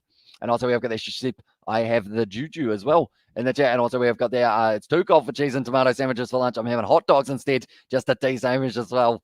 Oh, I do like hot dogs. Are they mini hot dogs or are they full-size hot dogs? BAL, do let me know. But that is going to be another single off Behrendorf. Very economical bowler normally. Doesn't really leak a huge amount of boundaries. He looks like he is going to be steaming him for this one once again. He does get quite a bit of bounce as well, which can cause a few batsman problems. But Matt Short, deceptively, with the name that he has got, he is not short. He's about 6 foot tall. And if he does get a bounce, he will certainly be pulling it away to the square leg boundary. Doesn't quite get that one. That's a bit uppish. And it is going to be going down to the man at deep third man. We have got the 168 for 5 as well, and 39-3 for Leon there for Novman. But at the moment, that is currently going to be, that's the one problem that they have got at the moment. It is because they have got pretty much the situation of you've got both players. When you've got a left-hander and a right-hander, you have to keep on switching the field for yourself. What games have taken place at the moment in the background? I'm not too sure. I've got the Hobart Hurricanes still down there, I do see. And full-size hot dogs. I'm not a girl as well. There says BAO, and also I've got there, got a bunning snag with onions as well. Well, that sounds all right. Nothing wrong with a bunning snag, but that one is going to be a wide there for Behrendorf. Just a little bit wrong with that delivery, as it did end up, and just a little bit wonky for Jason Behrendorf, but he should be able to pick himself up a couple wickets in this one as well. Yeah, the full-size hot dogs. How many hot dogs are you having? Is it like hot dog on a stick, or is it hot dog in a bun? as well, I guess, is a different one as well. Hamish, you really think we will never see Ross Taylor playing for the Black Cats after this New Zealand summer, and also runs not coming in age is also a factor for his retirement as well, says Coding. It's a tough one because I feel like the only player who will stop Ross Taylor from playing is Ross Taylor, because like if he's not allowed to play at international level, he'll probably just end up playing at kind of like provincial level anyway. But for the Black Cats, it might be getting closer and closer to the end of his career. No, Ulster is not free to air. It's on BT England pay channel, unfortunately, as well, says Richard. So it seems weird that they've only got certain games. What about the game between Exeter Chiefs and also Montpellier? Is it on free to air? Or is it another one that is going to be off? That is a great shot there from Jake Weatherall, getting himself the first boundary of the innings for the Adelaide Strikers. Been able to just glide it nicely off the leg and now off the first over. It is 8 for none here for the Adelaide Strikers. And also we've got their win for wickets as well for the Strikers for Rao. And also hot dog in the bun. I'm English, not a savage as well. There says BAL. I mean, we end up, here in New Zealand, you stick it on a stick and you batter it and then you fry it. And then it's a hot dog. I guess that's actually called a corn dog in the USA, isn't it? What's it called in the UK? I don't actually know whether or not you guys do have hot dogs per se, the Kiwi way or Australian way or anything like that as well. And 41 to 3 for Leon at the moment. So they are certainly dominating. And at that matchup at the moment, it is going to be now Kelly, who will be getting the second over of the match. Matthew Kelly, sharing the name with Matt Short. 31 wickets off just the 23 matches for him as well. He is going to be charging in now. Someone playing with the sight screen in the background by the looks of it. So they are going to have to charge him once again now. And it is short to short. And this one, I can't see BAL's comments as well. And in the chat, says Sebastian there. You can't? Don't know why. Hot dog in a bun. So you can't see hot dog in a bun. Says, or you can't see that, Sebastian, I assume. Can anyone else see BAL's comments? I assume that you can. It's going to be nicely little bit of swing there. Beautiful shot there for short. And that one's going to be racing away to the boundary down the ground as well. This is looking good early on for the Adelaide Strikers. They are certainly still the massive underdogs in this matchup. But maybe there is just half a chance that they will be able to get themselves a win in this one as well. And Seb, are you on live chat option as well? I also can't see as well. Says Coding there in the chat. One moment. So no one can see BAL's comments. I actually, tell you what, I can't actually see that most recent one either. But for some reason, I can see it on my live stream software. Maybe I'm banned because I'm trying to get Hamish to say that as well, says Bell. Interesting. Hopefully it does come through. That comment that is, because for some reason, hot dog in a bun did not come through. But it did for me. But not for anyone else. A hot dog in a Vienna is a long roll in South Africa as well. And hot dog boy as well in the chat. There, I can only see Jay's comments about bunning snags. And also we have got there BAL can't block mods. And so, yeah, so I don't think it's blocked. I think it's just weird that it's decided that it doesn't want to put your messages through. We actually had this before with someone from Mongolia who wasn't able to kind of do that. Oh, that's going to be hit in the back leg. Yeah, but we have got their mods. Can see all comments as well. And not free to air. There's either one game a week free to air as well.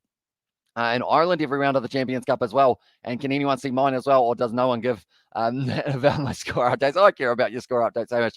And make sure you live chat or you're on the live chat option. And also we have got there, do you have snags in no as well?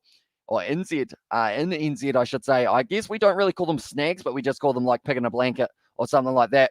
We have got there, can you see BAL's GB's comments? Jay as well there, and a Vienna is called a wiener. Everyone else as well says BAL. So it is weird that they're not coming through. I can see them on mine though, but for some reason I can't see them through the live streaming software, but I can through my software that I use for the live stream. So that makes sense. So I can't see them on YouTube, but I can see them on StreamYard, which I do use. So I guess I'll just keep on reading them out, I guess.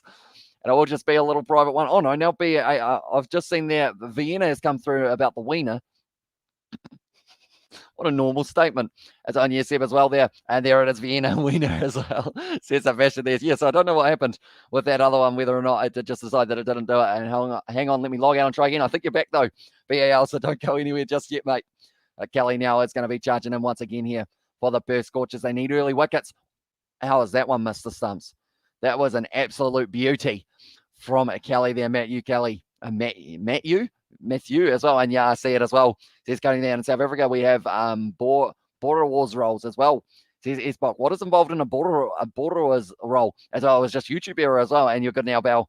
as well. Or BAL, says Sebastian there in the chat as well. Hello to all my fans, says BAL there in the chat. It must feel weird, like knowing that you're writing something, but no one can actually like see it other than just myself in terms of the chat as well. But now it is going to be Matt Kelly bowling the final ball, whipped off the legs there for Jake Weatherald. They're fielded in the deep and once again going for 8 overs. I have a winner. It's only small, but I'm glad I have one as well. Says that it was Jay, and also we've got that brilliant statement. Love it as well, says Richard there in the chat. And now none for 16 after the 2 overs so far. So they have got 2 more overs of the power play. I did mention that they need 77 runs off the first 10 overs. The big thing here for me, though, and also we've got there now, let's all try to get Hamish to say, as well, says BAL there in the chat. It'll be interesting to see if that one comes through, whether or not it was just that message that decided that it didn't want to put it in as well. But Behrendorff at the moment, they're showing his first over. He seems to be bowling it quite heavily on the pads, trying to swing it across him. That's a big shot there from a Jake Weatherald. He hasn't got all of it, but it is still going to be going for 4 there for the opening batsman for the Adelaide Strikers. And it's a meat sausage and a bun or roll as well. Says it was Esbok as well. And also, well, he says Dick as well. Says Jay Hayes there, because we have sausage rolls and they're quite nice overall. Like, that's the thing. I guess things that we think like are completely normal here in New Zealand are also things that you guys probably don't have like anywhere else. Like, we've got cheese rolls. Have you guys had cheese rolls? And I saw BAL comments the whole time as well, and that's why I spell it without the U as well. Said BAL, Behrendorff now. Oh, it's a big strike. Big strike of the ball from Weatherald. And they will just be getting the single. I've noticed that they've got like the crowd sounds that they've decided to add in, but unfortunately, they do get the timing very much so wrong with that one. At the moment, Aaron Fitch, he'll be very keen to get back out there. Didn't come through. Seems like YouTube has a naughty boy filter as well, says Sebastian. The thing is, though, I see a lot worse in the chat than like swear words that are missing letters. Like, I've had there's some stuff that I have seen in the chat that my young eyes and ears never thought that they would see in a YouTube live stream. Is going to be the quick single taken, and they've been able to get through there short. Still ticking over nicely, sitting on the 10 off the 8 as well. Currently 22 for none off the strikers. That's the thing. Colin Munro was relatively slow starting. He was sitting on 14 off 15. Then they dropped him, and then that was the moment that he decided, you know what? I'm just going to go bang. We invented cheese rolls, buns, baps, sarnies, and sandwiches in England as well. Says a ball there. And also of BAL, and also I said some shocking things as well. Says some fashion there in the chat. Yeah, I think because you're a mod, though, everything comes through, if I'm not wrong there. Weatherald is on strike to Behrendorff. Little bit across the line. That is not a good line for Behrendorff, and that is a great shot from Weatherald. And he has hit that one all the way for 6. Patterson's going to have to go and find that one, which might take a little while for him as well. But Weatherald moves up onto 17 off 18. This is still one of those games that could go either way between these two sides. I've got that little bit of a feeling, but it was a brilliant shot there for Jake Weatherald. Just swings through the line of the ball. Behrendorff just sliding just a little bit too far down leg once again, as your channel monetized as well. Says that my 1 cent as well. It is indeed. But we do not really, I guess you could say it's a full-time or a part-time income type thing. Or full-time job, part-time income type thing for it. But anything that we do make, we do put straight back into the channel. Like the next thing that we are doing, as you guys know, for the end of the year, we are going to be doing a little bit of a podcast / just the boys sitting down having a chat about what has happened this year, what's happening next year as well. And what we are going to be doing for that is I have recently, you know how me and George have those little microphones that sounded terrible on live stream but sound all right in recordings? We have decided to get another pair of them so that we can have all 4 of us mic'd up. Weatherald has just hit that one to the sky. Who wants it? It's going to be a very difficult catch. Good hands from Turner, though, and Weatherald's on his way, not yet BAL. And my prediction is looking really good early on. As I says, Richard there, and also has Ali said anything racist said as I says BAL, not yet. And sausage roll in South Africa is a meat sausage baked in dough in the oven as well. Says Esbok there. And one is going to be going extremely high from Weatherald. He almost would have had to look straight up for that. Ashton Turner, this is actually such an underrated catch from that man, because that was absolutely phenomenal. What's a prediction as well? And there says Jay there and in the chat. But I believe the prediction earlier on was that these Adelaide Strikers were going to be able to chase this one down. They're certainly looking like they will be able to get themselves the bash boost point. But that is going to be Jake Weatherald on his way. He tried to go for 6 once again. 17 for 9 was what he ended up falling on. And now they are 28 for 1 after 2.5 overs. The boundaries, he was getting plenty of them for Jake Weatherald. Able to get himself 2 4s, 1 6. So of his runs, 14 of Jake Weatherald's runs of the 17 were actually boundaries, which is very impressive. But now at the crease, it is going to be Henry Nielsen Harry Nielsen, sorry, the required run rate is sitting at 9.79. The current run rate is sitting at 9.88. They're just ahead. Homemade sausage rolls are great as well. And there says Jay, 15 matches for Harry Nielsen, and he is sitting 178 runs. He's got himself best as 44 not out. I think that was actually the other day that he was able to get that, but Behrendorff picks up his first wicket. Nice swing and delivery there. Does like bowling it on the pads and trying to really, I guess you could say, trying to deceive the batsman of whether or not they can whip it to leg or not. But that is the end of the third over now, and a 28 for 1 for them as well. And I was taking the piss as well. And also we've got there, come on, mate. Come on, Ellie. I'll do the swearing if you do the racism, and Sebastian can find something offensive to do as well. Says that BAL there, but Nielsen now going to be so important that he does get a bit of a partnership going with Matt Shaw. He is a very quick striker of the ball. Matt Shaw can get to 50 in a hurry if he does get the opportunity. Sausage roll so great with chutney as well. Says that BAL. But yeah, I haven't had a chutney in a long time. What's the best type of chutney? BAL, do let me know. But now it is going to be Matt Kelly charging in once again. He has already bowled 1 over of the power play, so they're going with both bowlers. That's going to be a little bit wide there. Nielsen going to be a yes, no, and that would have been a you're gone, mate. Go back to the dugout if that one had struck the stumps. Harry Nielsen very lucky to still be there.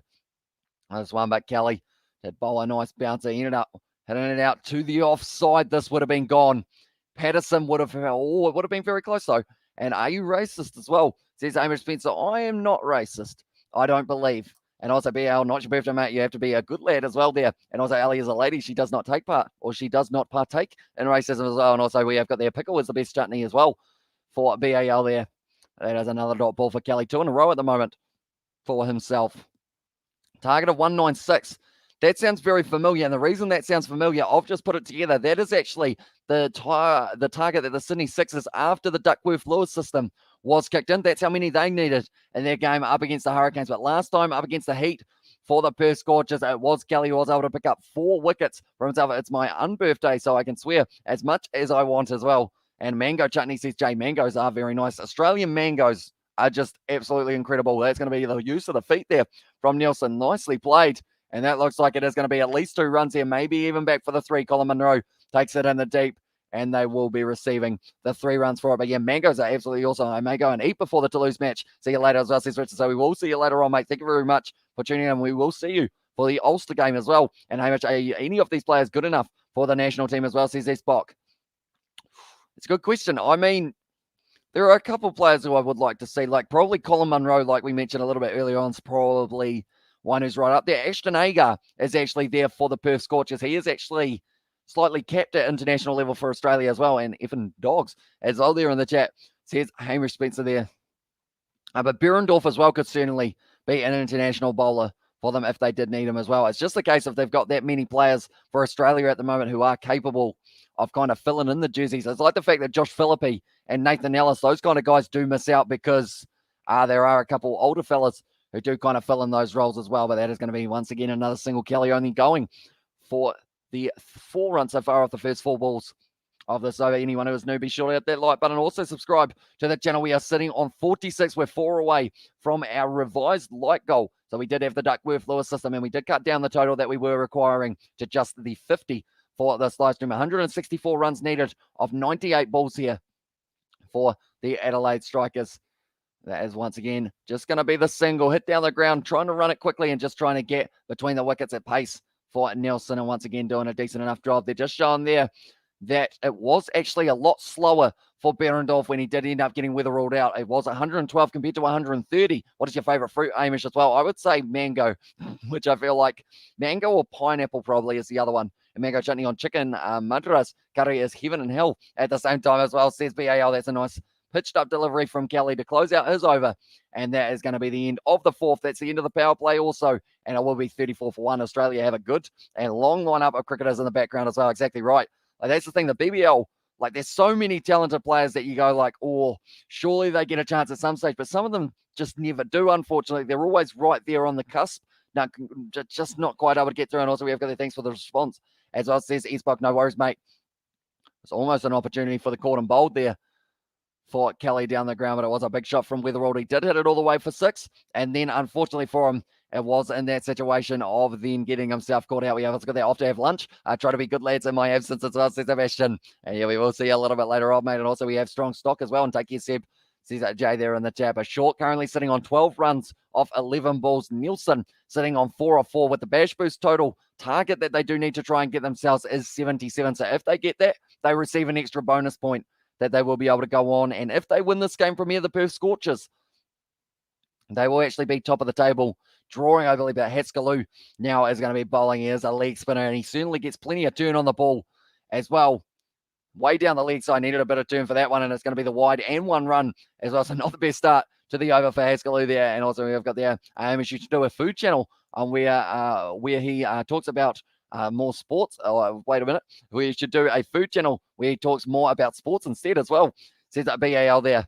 And the chat. I mean, George wants to start a food channel because he does love eating food. And that is kind of that one that he does like to go for. And also we have got there TTFN Sebastian as well. And also we have got there, have you ever drink the beverage Pepsi, Limca and Fanta filled with cool ice cream, chocolate or vanilla or strawberry? Is cool and tasty as well. Says Cunning, I have not. I think the biggest kind of, or not the weirdest thing, but like the fanciest thing I've had is probably a spider, as we call it here in New Zealand, which is Fanta and vanilla ice cream. That's about it really as well. And it's going to be just a single off Haskelloo once again. So off its first delivery of his over, has already gone for the 3 runs here. Does certainly get plenty of turn on the ball for Haskelloo, but it was just lobbed into the outfield. And they did decide against running for the 2 there. Good caller there. Uh-oh. You'll be happy with that yawn, Jay? I think more than likely, because that will mean that it is going to be, he lives in New Zealand, not America as well. And the chat says Amish there in the chat. And also we have got there, would love to see players like Len McGrath, Shane Warne, War Brothers, Ricky Ponting again come into the world scene. I know that they normally have that charity match that takes place in Australia every once in a while. And some of those older fellas do actually come back for that match. It's going to be nicely bowled once again. And Nielsen just hits it out to deep cover for the single, ticking over your number 3 as well.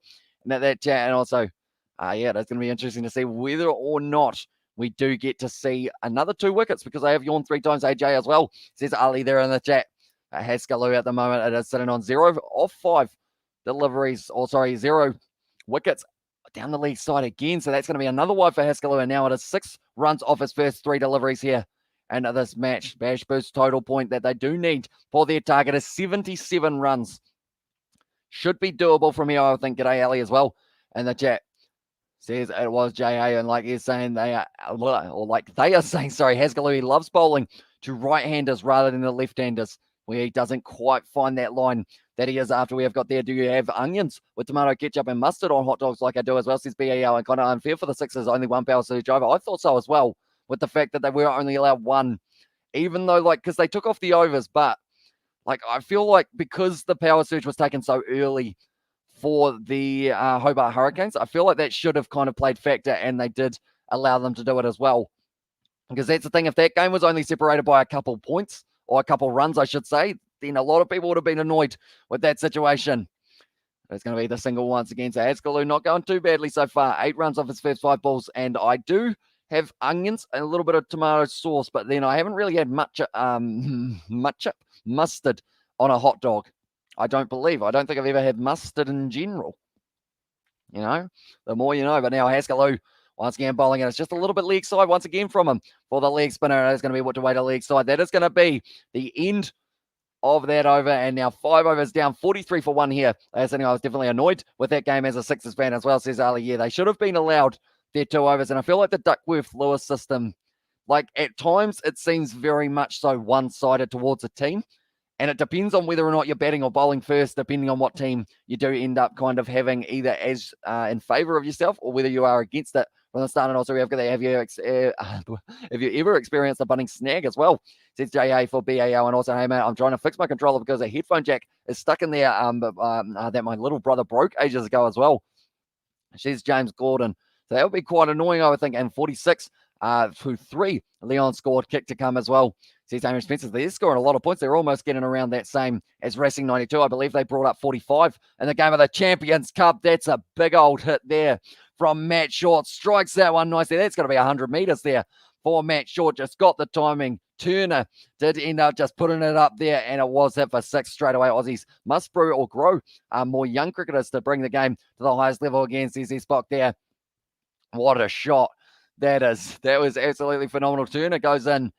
Turner gets the ball absolutely dispatched there by Shaw, and he now moves up onto sitting on 15 or 14, or sorry, 21 or 15. And another big shot there. It's in the air. Hit flat and hard at the man who was in the deep for them as well. And it has just kept to the single. Congratulations, Hamish, on Munro, the New Zealander. Getting a century, you must be wrapped as well. Yeah, that was pretty awesome. Seeing the Kiwi, the only Kiwi, I believe, in the whole KFC Big Bash, has been able to bring up the first 100. So it is pretty awesome to see. And it will be interesting. You'd feel bad for him if the Perth Scorchers lost this game from here, and we plant them after Perth as well. Says Jay Hayes there for what we do in terms of the cricketers. I think it is last year my uncle tried to get it, but couldn't as well. Says James Gordon, that could be taken in a different way, but he did try and get the controller little pluggy thingy out. Of course, and the bunning snag sounds like a deadly Australian spider as well. Says a BAL there. At the moment, sitting 51 for 1. Hamish, which team do you support in the Big Bash? As I said earlier, luckily, because I am from New Zealand, I don't really have a favourite team, I guess you could say. In that regard, I do quite enjoy watching that kind of batting and bowling lineup of the Sydney Sixers, but also, I mean, to be fair, I would say also Melbourne Stars, I don't mind too much, just because Zampa's quite a good spin bowler. And also this year they have got Harris Ralph and also Andre Russell, Glenn Maxwell, etc. So I'd say Sydney Sixers or Melbourne Stars are probably my two teams that are a little bit up more. And Drop Bears love to eat bunning snags as well there from Jay Hayes. Turner now advancing down the wicket. It was Nielsen who wasn't quite able to get onto it. OMG, I actually almost got it out as well, says James Gordon there in the chat. But 23 runs at the moment for Matt Short after 17 deliveries, 8 runs for Harry Nielsen, sitting on 10 deliveries so far. Face, they are just showing the summary of the Ashes. Australia won that one by 9 wickets in the end. Very nicely done, Lyon. Or sorry, I said Lyon as if they were the team, but Nathan Lyon was able to get himself 4 wickets. Cameron Green, 2 wickets in the second innings as well, alongside Pat Cummins at least. You could feed a family of 8 with a spider and give them all a leg each as well. And also we've got our AB de Villiers retired recently. Great player as well, says Spock. He was indeed. And it is a shame that he isn't going to be playing anymore.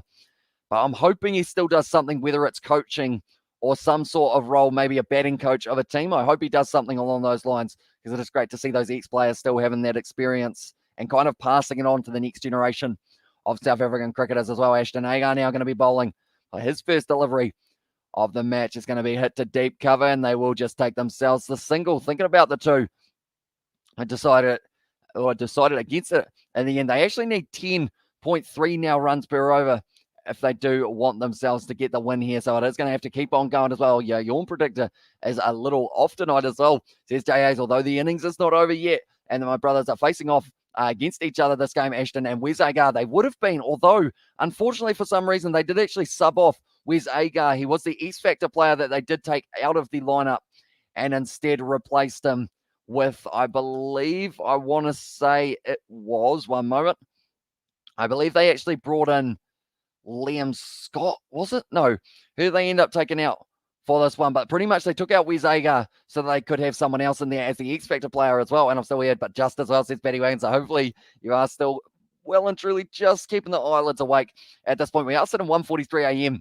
here in New Zealand as well, so it is going to be a relatively late night. We are going right through to 11 a.m. That's a big strike of the ball by Short, but he hasn't got all of it at all. And it is going to be falling safe. Did end up hitting high on the bat. They get through for the 2. It's nicely done between the wickets to get themselves that 2 runs there. Like I mentioned, they need to just keep this one ticking over. Current run rate of 8.4, required run rate of 10.5. They don't want it to creep up to more than 12. They've still got the power surge, though, which might be able to benefit them a little bit later on. But I think you take the power surge early so that you really know how many runs you are going to be after. Definitely if these two start to get a little bit more set, and you are at 8.32k subs as well, says James Gordon. So we have been flying up as well. That is for sure. And what are the upcoming streams tonight as well, says Ali there in the chat. So pretty much our first live stream that is coming up, it is going to be at 4:15 a.m. and that is Leinster taking on Bath as that one. So that is at 4:15 a.m. New Zealand time. Next game will be at 6:30, I believe it is starting, and that is going to be the game taking place between Ulster and Clermont. And then the last game will be Exeter Chiefs taking on Montpellier. And also, while I should mention it, later in the night at about 9:15 a.m. or sorry, 9:15 p.m. I believe it is, we are going to be covering the game that has taken place between the two sides for the Sydney Thunder and also the Melbourne Stars are. What would you rather have, a hot dog that's 30 centimetres long or 30 hot dogs that are a centimetre long each as well? Says BAL. What's the bread situation going? Are we having is the bun also only 1 centimetre long, or is it like the bun that's 30 centimetres long? Do we get bread with that massive hot dog? What a weird question. Didn't think I'd be asking that today. 7 overs down, 58 for 1. They need 77 if they do want the bash boost point here for the Adelaide Strikers. But it was Colin Munro who was really able to just keep it going for his side. 95 wickets here for Andrew Tye, sitting after 71 matches. May be able to get close to bringing up the 100 here. And this one, it was Colin Munro who was able to get the 100 with the bat. Can he get 100 with the ball? There's going to be a run out. Oh, that's close. That is very close. This could be the run out here. Nielsen was on strike. Has he been able to get through? And I'm going to go and get something more sharp as well. And also sharp made as well. And this is BAL. And also we've got there. Even though I can get some of the games live, I still listen to Hamish as us, says Spock, and we do appreciate that. And also anyone who does want to see the highlights of these games, cricket.com.au, the YouTube channel, is going to be having it. But it was thrown there. He's out.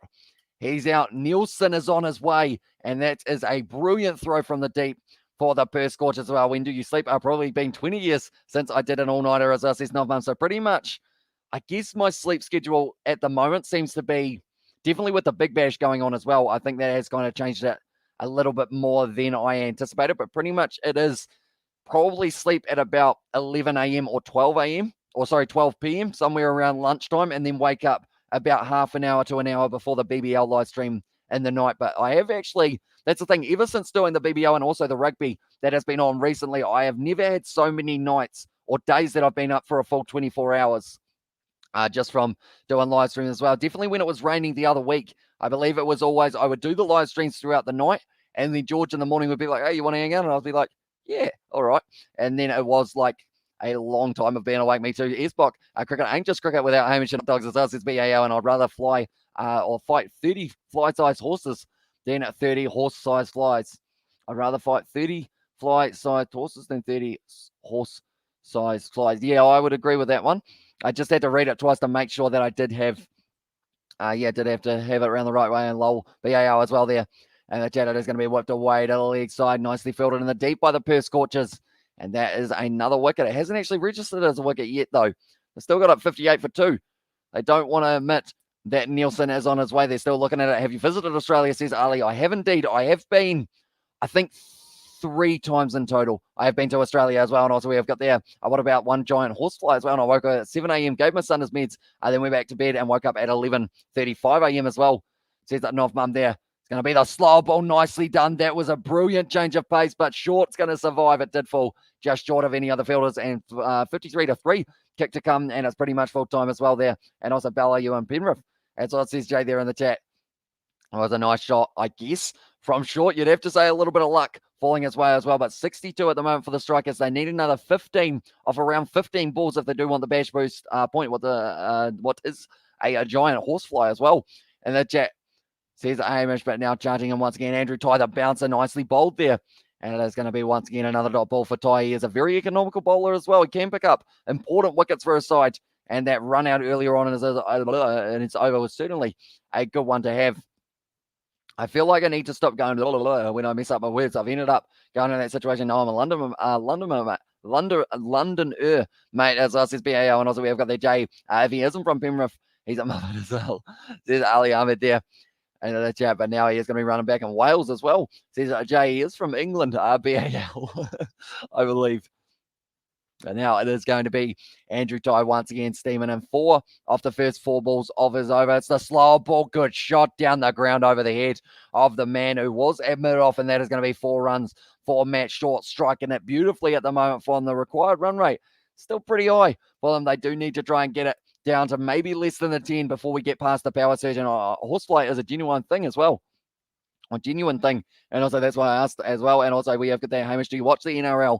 Says Ali, I haven't really watched too much of it recently, but I am hoping to watch more of it this year as well, because unfortunately it does kind of overlap with Super Rugby Pacific, but I will be watching hopefully full match replays throughout the whole season and be able to watch as many of those games as I physically can. That is going to be the end of the 8th over, and they are sitting now 67 for 2, 9 off it for Andrew Tye, but that important wicket did fall, and it was Nielsen who was out 9 of 12 for the run out. The comparison, the Adelaide Strikers are just a little bit ahead at the moment. They still require 129 runs from 72 balls at 10.75 and over, though. So that is not going to be too easy of a task. They've still got the power surge up their sleeve, though, and also they have still got 2 more overs of the first 10 overs to try and get that bash boost point, where if they receive once again another 10 in the next 2 overs, and also Jay, the detective as well, sees Ali there as well in Cape Town, sunny South Africa at Blauberg Beach as well. I feel like I pronounced Blauberg wrong, and I don't know why I go Blau, but I don't think it's Blau, is it? It's not Blau.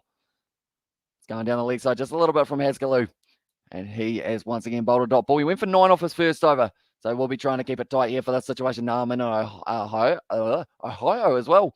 Sets BAL there. And a jab of the Adelaide Strikers. They've still got some very capable batsmen. Daniel Drew, Thomas Kelly, also Rashid Khan coming in a little bit later on. Haskelloo with the misfield, and because of it, it does lead to the single there. It sounds like a leech, but Fly, get over it as well. And there as well. And also we have got there Butterfly, get over it. And also we have got them back. I got a small knife as well. Says it was there from James Gordon. Also we have got there in there Haskelloo as an unorthodox bowling action as well. He does indeed. He does end up. He definitely gives it plenty of rips before he ends up making his way to the crease. That is for sure for Haskelloo. We are currently sitting at almost 2 a.m. New Zealand time, which means the game between Toulouse and also their game up against, they are playing Cardiff. That is about to kick off as well. So that should hopefully be a good game. That is going to be the live from Haskelloo once again. These are free runs for the Adelaide Strikers at the moment, which they will not be minding too much. Doesn't Kevin Peterson play any BEL team as well? Says Kevin, he used to, but unfortunately he is no longer there. I think he was at the Sydney, was he at the Melbourne Stars or the Sydney Thunder? That's another wide for Haskelloo, just not quite getting it right in the early stages of the full time. 53-3 and the Lyon versus Brussels game as well. So very good performance from Lyon to be able to get themselves a bigger win in that situation. But now Wells will be standing there. 77 for the bash boost target. This is helping out big time. It's a good strike of the ball, and it's hit to the man at deep finally for just a single. So they should be able to get the bash boost point, and it's whether or not they can go on to get themselves the full points available as well. KP was at the Stars as well, says Ali there in the chat, and the knife is starting to get somewhere as well, says James Gordon there in the chat. At the moment, Aaron Finch, of course. We will get to see that Melbourne derby happen at some stage, and also the Sydney derby. It's going to be a shout for LBW, but it's just a little bit down the leg side. I'm actually going to have a quick look to see when we get to see Sydney versus Sydney and Melbourne versus Melbourne. It isn't quite yet. It is going to be it's actually a little while. Sixers, no, still not happening. Okay, Sydney Thunder versus Sixers is actually going to be the Boxing Day match that we do get to see. And then the Melbourne Stars versus Melbourne Renegades, we have to wait until the 3rd of January before you get to see that as well. Who remembers the Crows singing When I See an Elephant Fly in the movie Dumbo as well? And also BAL is in Ohio in England as well. Says Jay Hayes there.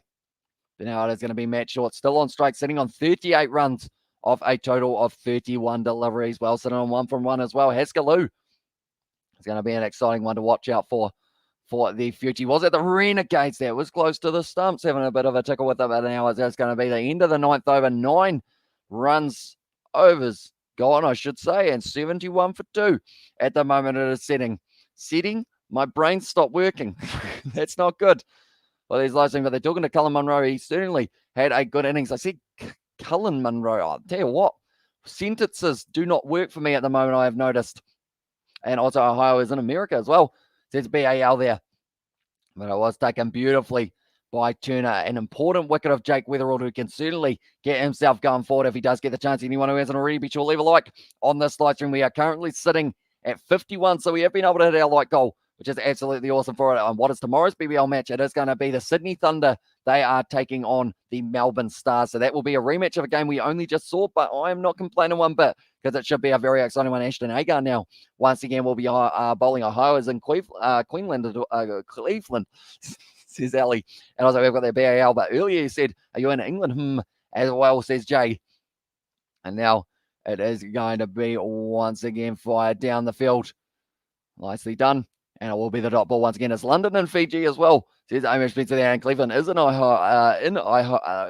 Cleveland is in Ohio as well, says BAL there. It's going to be a big strike of the ball for John Wells. It's made his way to the crease. It's gone to the man in the deep, though, Colin Munro, who does throw it right back in. Short moving up onto 38 of 32. The Big Bash boost total, I feel like they haven't actually secured this one just yet for the Adelaide Strikers. It's actually, they're going to need 5 runs off the next 4 balls to get themselves the Bash boost target, and also the headphone plug is a bit out as well. There's James Gordon there, and also Hamish said Cleveland 5 times as well. I'll say Cleveland 5 times. I feel like I was struggling to say it once. It's another big swing of the bat there from short, going straight out to the man and the deep for Behrendorf, who has been able to cut it off. So now they are sitting on 73 runs. They need 4 runs here in the next 3 balls if they do want a chance of getting that Bash boost point. I believe it would go down to how many wickets you had lost at the point as well. So that would mean that Perth Scorchers would get it. I believe I'm in England. I'm being sarcastic. That's what we do as well. There's a VAL there, and there is a bug I see as well. Says Paddy Wagon there. And Colin Munro sitting on 114 runs not out off 73 for his innings, the most that any player has been able to get themselves for the for the Perth Scorchers in history. Is Australian camera as well. And there as well. Says Hamish Spencer, now Ashton Agar, beautifully played there through the offside. It looks like they're going to be running hard here, but it will be once again just keep to the 1. So this is going to be going right down to the wire for the Big Bash boost point as well there. And the chat, and also we've got there, what time is it in Canterbury as well? Says Ali, we are sitting currently at 1:56 a.m. in the morning. Look behind you, there is a bug as well. Says Paddy Wagon there. I mean, if there is, he'll be very impressive that he was on the green screen. Oh, that's a shot from short, and that is definitely going to bring up the Bash boost point there now for them. And on a fake account as well. I don't believe it is, Jay, because he has actually been around a little bit longer than the new guy who did come in. You've actually been on the channel BAL, for maybe 6 months or something like that, I believe, because he was actually following along with some of the South African live stream. So it isn't the same guy, luckily. He is just a different fellow from England as well. And I got it out as well, says James Gordon there. So congratulations for your mate there. I mean, yeah, pretty much, if you're thinking that is a bug, it is just a little man who is standing there. We've got a few little men. There's another one there, and there's another one just sitting up there as well. But it was the 6th run. So now Short has gained the Bash boost point for the Strikers, and they are now sitting in a decent position in this innings. There's still only 12% chance of winning this game, though, which I find relatively surprising with the fact that, I mean, at the end of the day, Short looks like he's going to be hitting the ball very nicely for his side. So maybe they are underestimating them just a little bit, but they still need 11 runs per over. Short hits it down the ground, and they are going to be trying to run through. England collapse today, losing 8 wickets for 77 runs in the opening session of day 4 as well. And also we've got the Ohio, England. Yeah, righto as well, says Jay. And also we have got the Hamish, if you apply for the post at the MB or NZBC, please let us all sign your application form as well. We are your followers as well.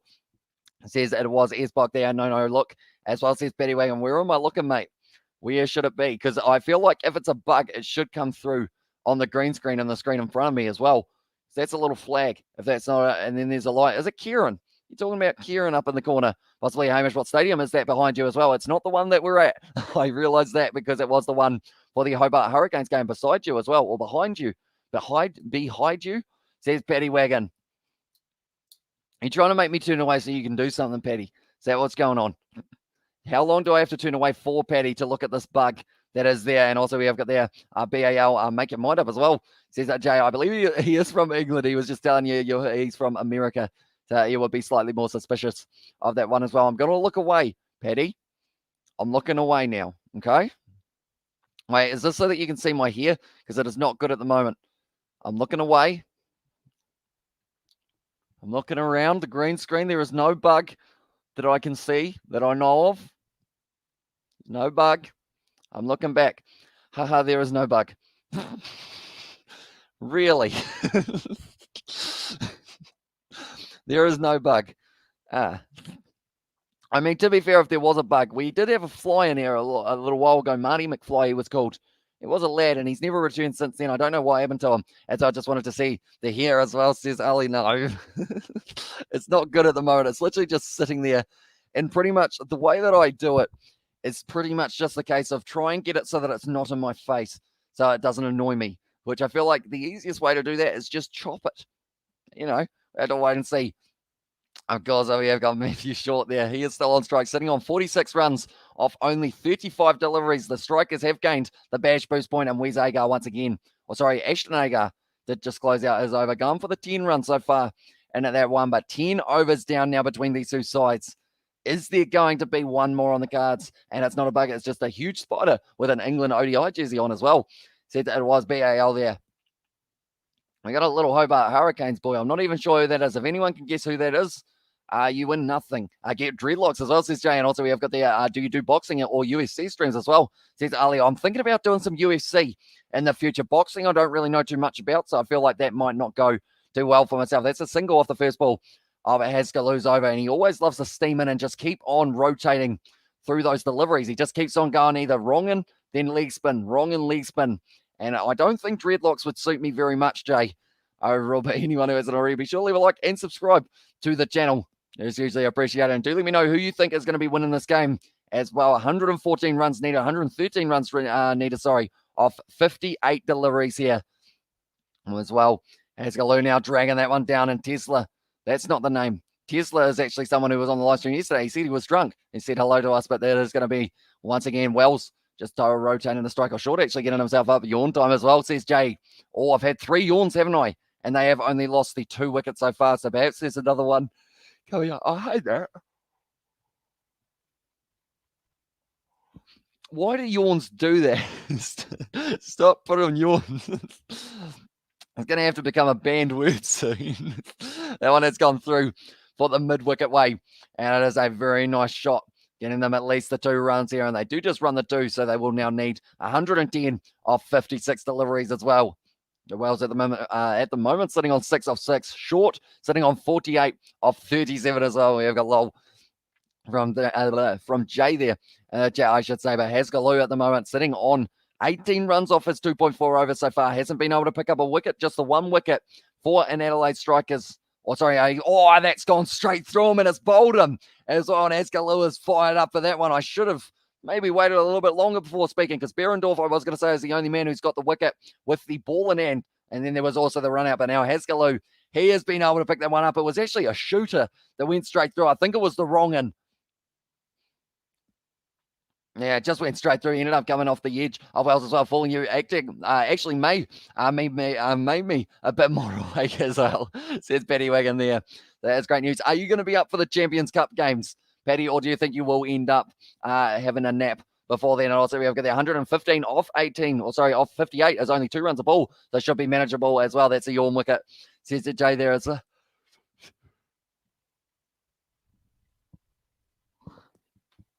That's actually such an annoying word, isn't it? Like, anytime it's mentioned on like these later night live streams as well, like, it's going to have to be one of those words that just does not exist.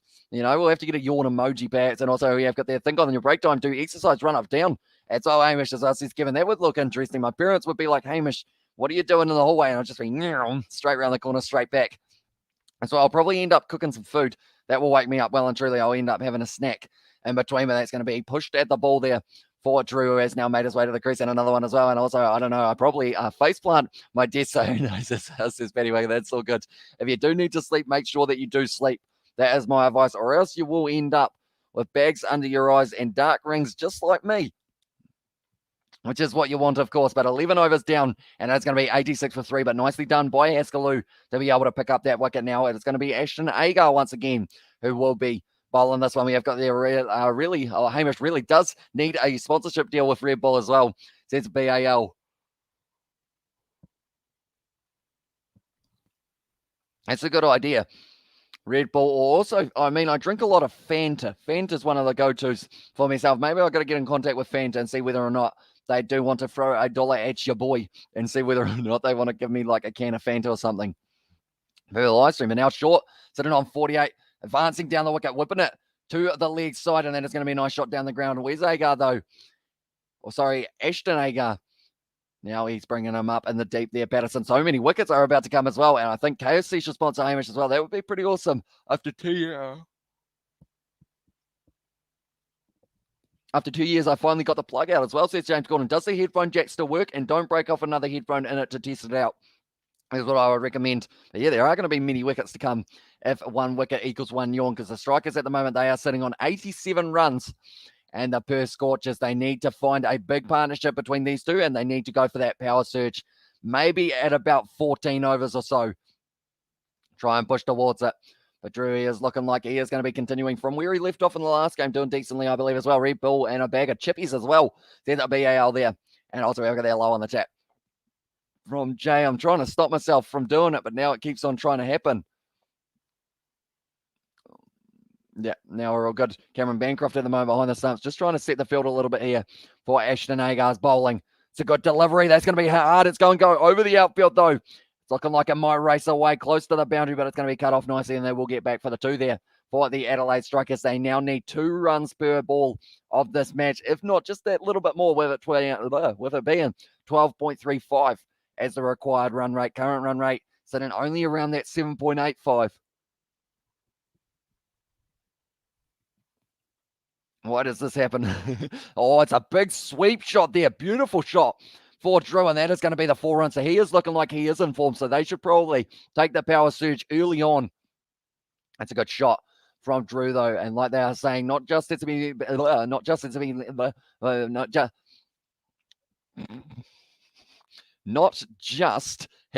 trying to hit it to the offside, he's also going on the leg side as well for the later stages. Hamish is malfunctioning at this stage, it does seem. So I might need a system update, but now it's going to be Drew once again, who will be on strike, going to the leg side once again there. Well, Ashton Agar, I've got you some energy drinks as well, says James Gordon there. Going to be a nicely run too. But yeah, I don't know. I've actually, believe it or not, other than Powerade and E2, which are like kind of more those sports drinks and whatnot, I've never actually had an energy drink in terms of a Via Red Bull or anything like that. How good is a butter chicken pie in New Zealand as well? Says that Kevin had a very nice butter chicken pies are the best. I love them very much. And by the way, I only know about chippies from the Kiwi show, Wellington Paranormal as well. And also, what is your favorite word that people say in the chat as well? Says Petty Wagon. Drew's actually out here. There was a fumble, then another fumble. But then he is actually caught behind there. So Ashton Agar gets the wicket. That was a weird anticlimactic wicket for him as well. But it was because I yawned, Paddy. I think it's your... Is it Jay? And the chat, but that is the wicket for Ashton Agar. It did end up spinning. Oh, he's unlucky there. I don't believe he's hit that ball, and it's actually the back of the trousers that one is hit. I don't believe that connected. Then it ended up hitting Bancroft right in the sternum. Still able to catch the ball, and then he was given out as well. That's what I'm trying to make him say as well. Says it Paddy Wagon there in the chat. But now Drew, he is not happy with that. He was actually hitting the ball very nicely as well, but he has to be on his way. And now more than likely, the strikers, they are going to be striking just a little bit more. It will be Tom Kelly now making his way out there to the crease. But this game seems like more than likely now, I'm going to have a quick look. It is a 6% chance for the Adelaide Strikers to be able to win this game from here. So there is not a lot of a chance that they can do a high in the chat. Says Depth and Brief. Welcome back, mate. Hope you are doing well. So who's bowling as well? Says that James Gordon. So it was actually Ashton Agar who was able to pick himself up that wicket. But now they will be swapping it to a bowler at the other end. I think they might go Haskelloo once again here and decide to try and test them out, have spinners from both ends, and it is exactly what they are going to be doing. This will be the final over for Haskelloo, as he has only bowled himself the 3 so far, but you're only allowed the 4. It's a nice delivery. It's gone straight through, though. That was that great that Cameron Bancroft also ended up missing that one, and I believe that is going to go all the way for 4, and that is 4 runs for the bye, which they would not have been wanting big time, because now that brings up the 101 here for the Adelaide Strikers. Match short, sitting on a total of 49. What is your favorite color, Hamish, as well? I would say, I think the yellow, in terms of the fact that we have got yellow around Kieran, and also the Kiwi Lads logo has got the yellow in it as well. Hamish's favorite word is that, because he won't say it as well. We have got the I keep yawning. It is contagious. Oh, they get the 2. Unfortunately, just stuck in the hand of the field. And Matthew Short brings up the 50. I've been giving everyone a clap. There's actually been quite a few 50s today. We had 3 in the game between the Hobart Hurricanes and also the Sydney Sixers, I believe. No, we didn't. We had close to 3. Colin Munro getting the 100, and now it was Matt Short who was able to bring up his 50 runs per side. Haskelloo pitching it up nicely, whipped off the legs there of Short. And now they have still got the power surge up their sleeve, but Kelly at the crease hasn't really had too many opportunities yet. We also got there. I'm also yawning. And then I keep yawning, says Paddy Wagon there. And also KXK in the chat. And also Sports Sedan has got the clapping emoji there as well for Matt Kelly to be able to bring up the 50 as well. My favorite colors are blue, green, and black as well, says James Gordon there. Very nice colors. And also Evil Squiggles in the chat. Says that JA's now Haskelloo. Once again, it is going to be well fielded though, so that will keep it to a dot. The moment 4 byes off the very first ball of the so. It was very unlucky for Askaloo, as it could have almost got short out on 49, but we're sitting 12.4 overs down. The target is 196, the same target that the Sydney Sixers had to try and get in 18 overs. This is what the Strikers are going to have to do here. They've got Rashid Khan still as an option with the bat in hand. Askaloo bowls it, pitches it up nicely, and it's hit down the ground once again there. Oh, it's a good shot. And that is going to be brilliant from Kelly. First ball faced almost for him. Second ball has gone all the way for 4. It's just time and a half, and I better do my job as well. Said that Paddy Wagon there and at the chat. Kelly, he hit that one absolutely beautifully, Thomas Kelly. I believe they said he's on debut for this game. Just ended up, Askaloo, he pitches it up. It was just hit down the ground, and it was just effortless the way that he hit that one all the way to the boundary. He's still going to be on strike for Askaloo. The final ball of his spell. It's down the leg side, whips it nicely as well. It's like he's going to be timing it nice. And Paddy Smash as well in the chat. Says that Jay, but that is going to be the end of the over now. 13 overs down and 109 for 4 here for the Adelaide Strikers. They need 87 of 42 balls, so they're going to need 12.4 and over. They've still got the power surge available for them, but it is 54 match short. And very nicely for our side. Bancroft getting 45, almost making it to that 50 for our side, but just not quite able to do so. Ashton Turner also getting 14, which is very similar to what Jake Weatherall, at the top of the order did get. He was able to get 17 off 9 balls and also get in a couple 4s and a 6 alongside of it. It's a nice shot there for Matt Short to bring up the 100 for him, or to bring up the 50, sorry. If he can go on to get 100 here, I think his side could win this game for the Adelaide Strikers, but at the moment there is not a very high chance another yawn needed as well. Says Jay Hay there, but I will mention anyone who hasn't already, be sure to leave a like on this live stream. It is hugely appreciated, all the support you guys have been showing. We're sitting on 55 at the moment. So I do appreciate every single one of you for being here. It's going to be now Andrew Ty, the big man, steaming in to the youngster. Oh, it's a nice shot down the ground, almost cleans it up for the stumps, and it could have been short run out at the non-strikers in there. The Andrew Ty just not quite able to get that one as well. My voice, I'm hoping, will stick around, but I'm not too sure whether or not it will be. It was just hit down the ground. It was almost a caught and bowled there. And not only was it almost a caught and bowled, it was almost a run out at the non-striker's end for Matt Short, who wouldn't have quite been able to get back there for it. Andrew Ty, a little bit disappointed with that one. It looks like he's very good at playing down the ground, though, Tom Kelly, for this situation. Oh, nice little dabble there, straight to the man, though, and that is going to be no run. He's striking it out of the middle of the bat, that is for sure. So I feel like this is the perfect time now in the next over to take the power surge while he is striking it nice. I'm popping out to the shop to get some cough sweets for me and a can of Red Bull for Hamish. As us, BAL. Thank you very much, mate. We'll be taking that well and truly. Cough sweets. Do you think? No, you couldn't combine the two. I was going to say people combine weird things with like fizzy drink, don't they? But that is probably not one of them that you should be doing. Andrew Ty now 2 dot balls in a row. Good pull shot there from him, and that's a brilliant shot for Kelly. That's another 4 runs. He is striking the ball extremely well for Tom Kelly at the moment. He is a youngster, and that is a very nice shot, and now he is sitting on 9 runs off just the 6 balls. This could actually be a game-changing innings here for Kelly, depending on how he goes. He just got on it early. The pull shot, very nicely played. And Ty, he's got himself the big Grey Nichols Max, I believe it is. Just ends up timing it beautifully. And then he does end up getting himself his second 4 of the game so far. Oh, that's a shot. That's a shot. Kelly is in it all the way for 6. He has got power, this young man. And that is just an absolute ripper. Sorry, I have already told you.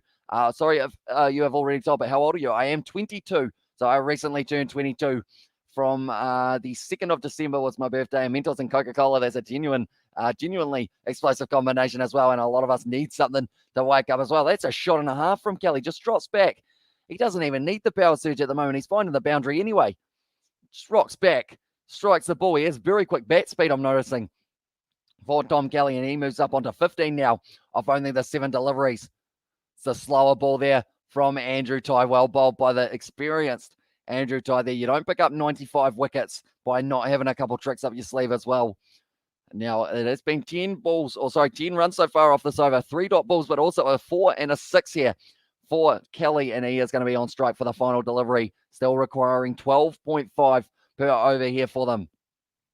But they do need a massive over here for their power surge when they do decide to take it, and also the over after the power surge as well will be an important one. Oh, he tried to absolutely smack that ball there for Kelly, but that is the end of the over, and now 15 for 8 here. He is sitting on 15 for 9, and then 119 for 4. For the Adelaide Strikers, 14 overs down, target of 192 here. Matt Short has been able to get himself up onto the 52 runs off 41 deliveries. Probably wants to also speed up, so it could actually be in this situation.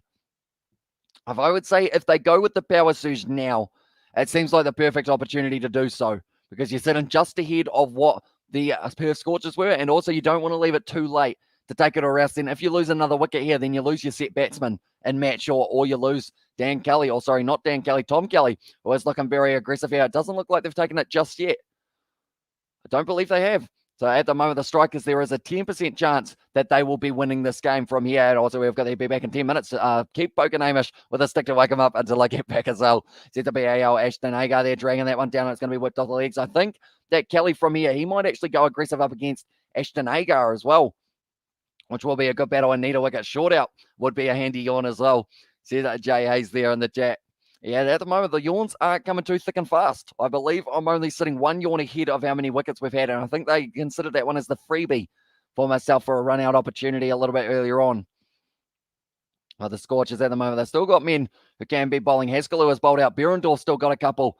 It's a strike there of the ball from Kelly, and that's going out to the man for just a single. They've also got 2 overs left of Matt Kelly if he does want to bowl. And then you've got Ashton Turner. He only bowled the one. I don't know whether or not he will get another, but Andrew Ty still got the 2 overs as well for the final 5 of this matchup for them.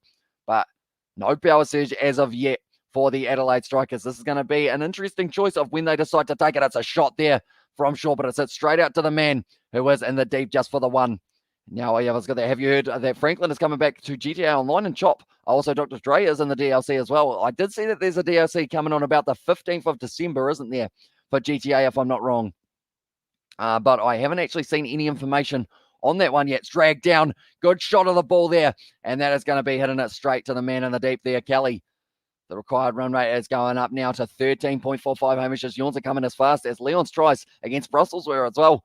See that BAL there, but we do see there Rashid Khan, his best is 56, not out. His strike rate is 144, and he can certainly change a game later in it as well. Can I just know how to find your channel if you search it up on, search for it after you change your channel's name as well, says Johan. How recently did you change it, Johan, or anything along those lines? Because if you change it, I think it's about 24 hours before it does actually transfer over to the new one. Same with the profile picture. I think it takes a couple hours for YouTube to register that you have actually changed it there as well. And now 5 balls so far, 5 singles, strike of the ball from Kelly. Looks like they are going to be running this one hard, and they do get back for 2, or do they? Kelly just able to get there. He was a little bit slow. Get him through direct, and he might have been gone, but that is the end of the 15th over now, and they are sitting 126 for 4. So they have already lost 3 more wickets than the Perth Scorchers had. But yeah, pretty much the game between Toulouse and also the matchup. It is Toulouse taking on, I'm going to quickly have a look. Toulouse are leading up against Cardiff 3-0 at this stage. And also the other matches that are taking place, it is Zebre. They are leading up against Biarritz by 3 points to 0. And Franklin will be there and Chop in the DLC as well, says James Gordon there. And at the moment, the Sydney Thunder, they are going to be taking on the Melbourne Stars tomorrow night. That will be an exciting contest as well. I'm seeing how slowly I can kind of shuffle myself forward without it looking like I'm shuffling myself forward. They are taking the power surge now here for this side. I'm slowly growing at the stage. There we go. Now I'm nice and big here for the live stream as well. That's kind of going to sound like a weird sentence if you don't have sound, or if you have sound but you don't have picture for it as well. But at the moment, Matt Short sitting on 55 of 44 deliveries. They've taken the power surge, and it will now be Matt Kelly who will be bowling to the other Matt who are in these games. But pretty much that Scorchers, the Thunder versus Stars game, that's going to be a very exciting one to get to see as well. Now it is going to be Kelly Haskell at the moment. Looks like he's getting a little bit of tape going onto the foot, so hopefully he hasn't got any kind of serious injury there for that man. But Matt Short, he pretty much just had to swing here for the next 2 overs. He struck that one nicely. That's going to work for him, and it is going to be glided down to third man boundary, and that is going to be the 4 runs for Matt Short. Can he also get himself 100 here in this game? They need 66 runs of 29 deliveries here, and also 18% chance for the Adelaide Strikers to be able to win this game. Does Toulouse ever have a winning record as well? Says BAL. I believe they had a bit of a win streak that they were going on for the top 14, and it's actually 6-0 now to Toulouse, so they keep on knocking over the penalties by the looks of it there. But Kelly now once again steaming in. It's the Yorker shot there down the ground from Shaw, and when you're on, and that is a brilliant shot, just timed up to perfection but does get himself another 4 runs, sitting on 63 now off 46 deliveries. Kelly under pressure going for 2 boundaries in a row here. This is going to be interesting. 60 runs needed off 28 balls. I got to go see you as well, says James Gordon. We will see you later on, mate, but thank you very much for tuning in. Anyone who is new to the channel, be sure to leave a like and subscribe. And that's the joke about their name. Oh, that went straight over my head, didn't it? I feel like that is what happens when it's 2:20 a.m. and my brain is not fully functioning. But that makes sense there for it to lose as well. And now Kelly once again bowling it. That's gone. Oh, geez. Geez, that's high. Geez, that's a mile in the air. It's going to be taken by the keeper, though, and that is going to be now short on his way, and that is a great catch from Cameron Bancroft. That stayed in the air for about 10 years. I went you going for 10 minutes as LCJ there. Chat for BAL, but the Strikers here, they were 21% likely to win with Matt Short at the crease. What happens to this now? Let's see what it does happen for it. So 21% was the chance of them being able to win that one. I believe they've actually updated it to say that he is out for that one for Matt Short. Oh, no, sorry. It's still got him as not out. So as soon as he goes out, I'm thinking the odds go right down. There we go, 12%, and that's a yawn wicket as well there. Says a JM Red Bull is on his way, mate, as well. Says a BAL, which is great news, but I'm wondering about the hang time there. It went straight up, straight down almost there, but Bancroft has done absolutely phenomenally to be able to take that. If it was anyone other than the keeper who didn't have the gloves, I feel like that one would have been going to ground. But Matt Short getting 63 off 47. Decent innings for the man, but he definitely needed to be there at the end of this one if the Adelaide Strikers wanted to go on to win this game. We have got their yawn for Kelly as well there, says Jay Hayes. Although, saying that, I want to see Kelly do decently here. Thomas Kelly, he's a youngster and he is going to be on strike now. And I feel like he has shown already that he's got power and precision when it comes to using that bat. Bang, bang, bang. He is at another 6 there, Kelly. He just strikes the ball easy. This man, like, it just went bang as well. High as us, this cricket forecast. This guy has got talent here, the youngster Kelly. Just absolutely whacks it. And that one now is going to mean that they only need a total of a lot less than what they already did need. And also, I think, Adelaide Strikers win this match as well. So this cricket forecast, that would certainly be a comeback victory for them if they were able to do so. But he just strikes the ball so clean there for sure. And now 18% chance for the Adelaide Strikers to be able to win this game. Can they do it? That's a big question. Kelly's going to be on strike once again here for his side. And he is looking good in the early stages. 18% chance, like I mentioned, for them to be able to win this game. And it is currently 15.3 down for this one. It's a nice Yorker bolt. And Kelly, once again, will be getting himself off the mark for the single. Yawns as well. Says it, Paddy Wagon there. He wants a couple of them as well. Going for Perth Scorchers, perhaps. But Haskelloo at the moment, it seems like he might end up. Oh, that's interesting. Liam Scott's birthday is on the same day as Ellie in the chat, because they did say there that he just turned 21 2 minutes ago. So Liam Scott now, happy 21st birthday, mate. You're out at the crease. I wonder whether or not they changed his age on the thing, whether or not they did have 20 beforehand and more batting left. Some bat, Rashid and Worrell as well. Says Cricket Forecast that it's true. They have got plenty of talent still left there, but Scott here on his 21st birthday, 2 minutes since turning 21, receives the slower ball. And they are going to be running a single. So that will end the first over of the power surge, I should say, as well. And also Perth Scorchers there. Says Rufi, how many wickets down do you think they'll have, the Adelaide Strikers, mate? Do let me know. But unless anyone who hasn't already, be sure to leave a like and subscribe. He's my birthday twin. So says Ellie Hills. He is indeed. He's turned 21 as well. So it is well and truly a twin in that regard. But yeah, hope you are enjoying your birthday so far, the first couple of hours. Oh, there you have. We are on 60 likes at the moment. Can we keep on going as well? And also we have got there, no gift should use, voice message should ban, no sit, should discuss, unnecessary messages, no one should left. You should follow instructions as well, says Sarufi there in the chat. And also we've got the same age and same day as well, says Ali Hill. So yeah, it is a little bit strange that it has ended up in that situation of being identical with someone who's in this game as well. That's the thing, if he didn't have to bat, we wouldn't have known that. As well, Rashid Fair and Adelaide Strikers win easy as well. There's a correct forecast there. And now it is going to be Andrew Tye charging in. It's Scott on strike, whips it off his legs nicely, the 21-year-old. That's looking like it's going straight to the man in the deep. And it's going to be cut off by Kelly now. We've already seen a 6 hit by Kelly up against Andrew Tye, sitting on 26 of 14 deliveries so far for him. So he is certainly doing decently. They need 53 more runs of 23 deliveries. There's a 13% chance that they win this game from here, the Adelaide Strikers, but it is not going to be easy for them. Cameron Bancroft in the crowd. Or sorry, he's not in the crowd, I should say.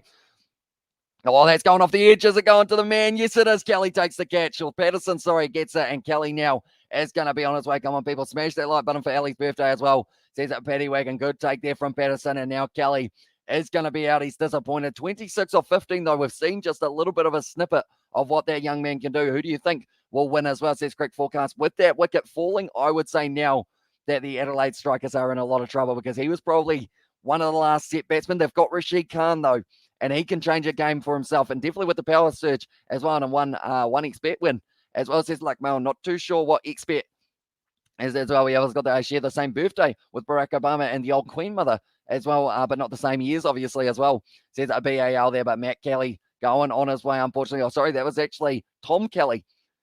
What's it doing decently? There's a few Matts and a few Kellys, and there's a few Shorts out there on the field as well, with Darcy Short getting a decent innings for the Hobart Hurricanes in the first match that we did see tonight. But now Rashid Khan making his way to the crease here. It's going to be important that he does kind of straight away take off, because they are going to need a total of 13.2 runs per over here. Rashid Khan, can he help his side get themselves a big old win here up against the Perth Scorchers? And also we have got that Luckmail in the chat as well.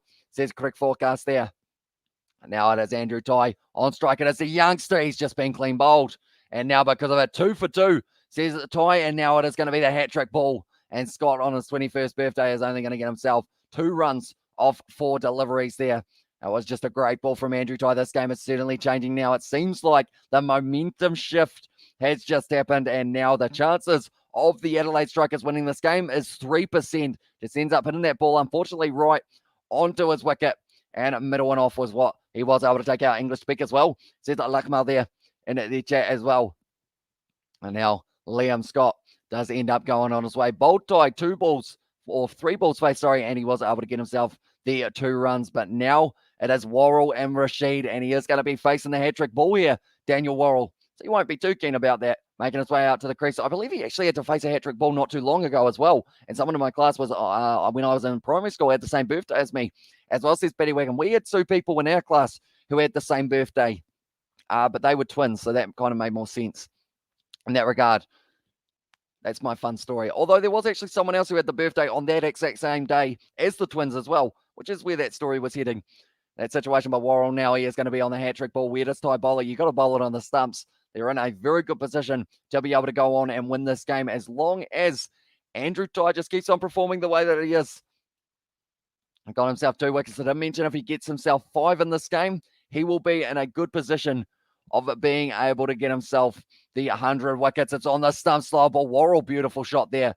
And as well fielded by the Perth Scorchers. Now the required run rate is up to 15.6. Very nice shot by Worrell.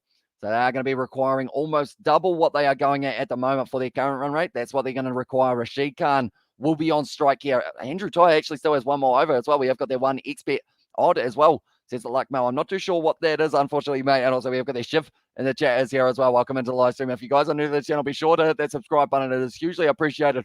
All the support you guys have been showing, and we will be covering plenty more rugby action.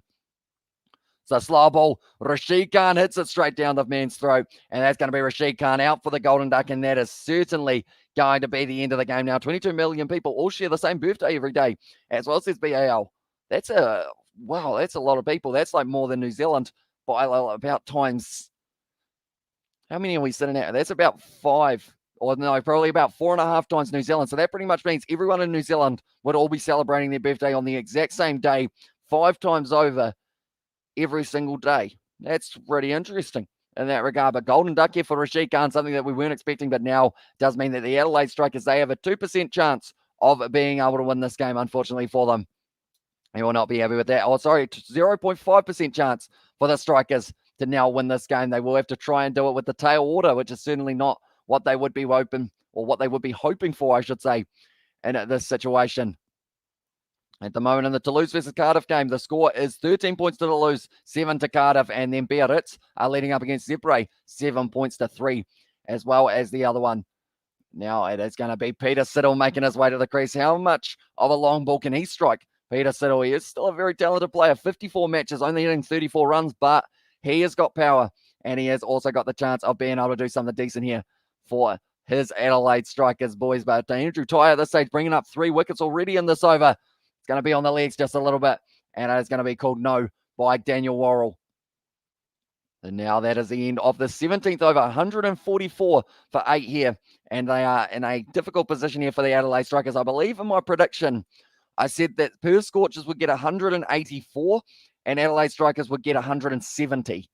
In the end, that one's gone straight up in the air from Matt Shaw. Originally, that was where the wicket did fall. Unfortunately for him, just not quite able to get hold of that one, or he did in some regards. It went straight up in the air, so there was plenty of time with that ball in the air for him, but then he just wasn't quite able to get it going for him as well. But Patterson at the moment was able to take that wicket. They are saying there that the Adelaide Strikers, they just had to keep on swinging and see whether or not they could get away with maybe getting themselves in a good position to win this game. But it's not going to be easy for them from here, that is for sure. And if it is even marginally possible, I guess you could say, as well, but Mr. 18 is here in the chat as well. Welcome into the live stream, mate. I hope you are doing well. 52 runs required off 18 balls here, 17.3 runs per over, and they haven't got the power surge anymore.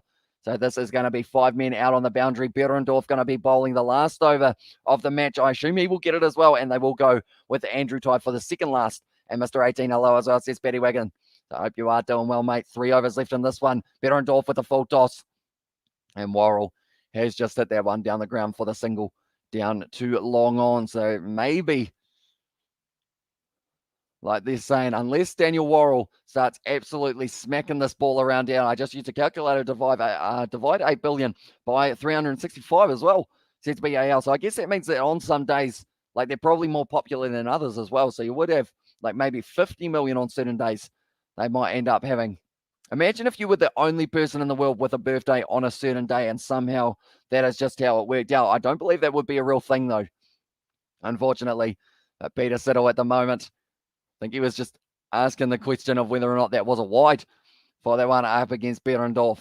But he has sit in 1 wicket so far for that man. Also, the run-out came in his over and 21 runs so far off him as well. Perth smash, as well, says Jay. They certainly have in this one, able to get 195. Colin Munro surely will be man of the match for this one. And my guys, I guess Bath will finish bottom of the log.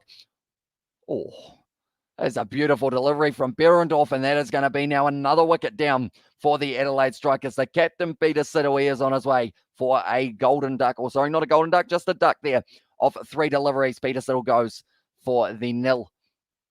Behrendorff, just good ball there, perfect Yorker hitting the off stump. And when there are sure more people born on the days of November than any other month of the year as well, says Ali Hills there in the e-chat. And also we have got there that the Bath will finish bottom of the log and they will fire the coach as well, says Kevin. Yeah, at the moment they are in a tough predicament for it as well in the Gallagher Premiership. Hopefully they do all right in the Champions Cup, but it will be tough. They are actually sending out Fawad Ahmed.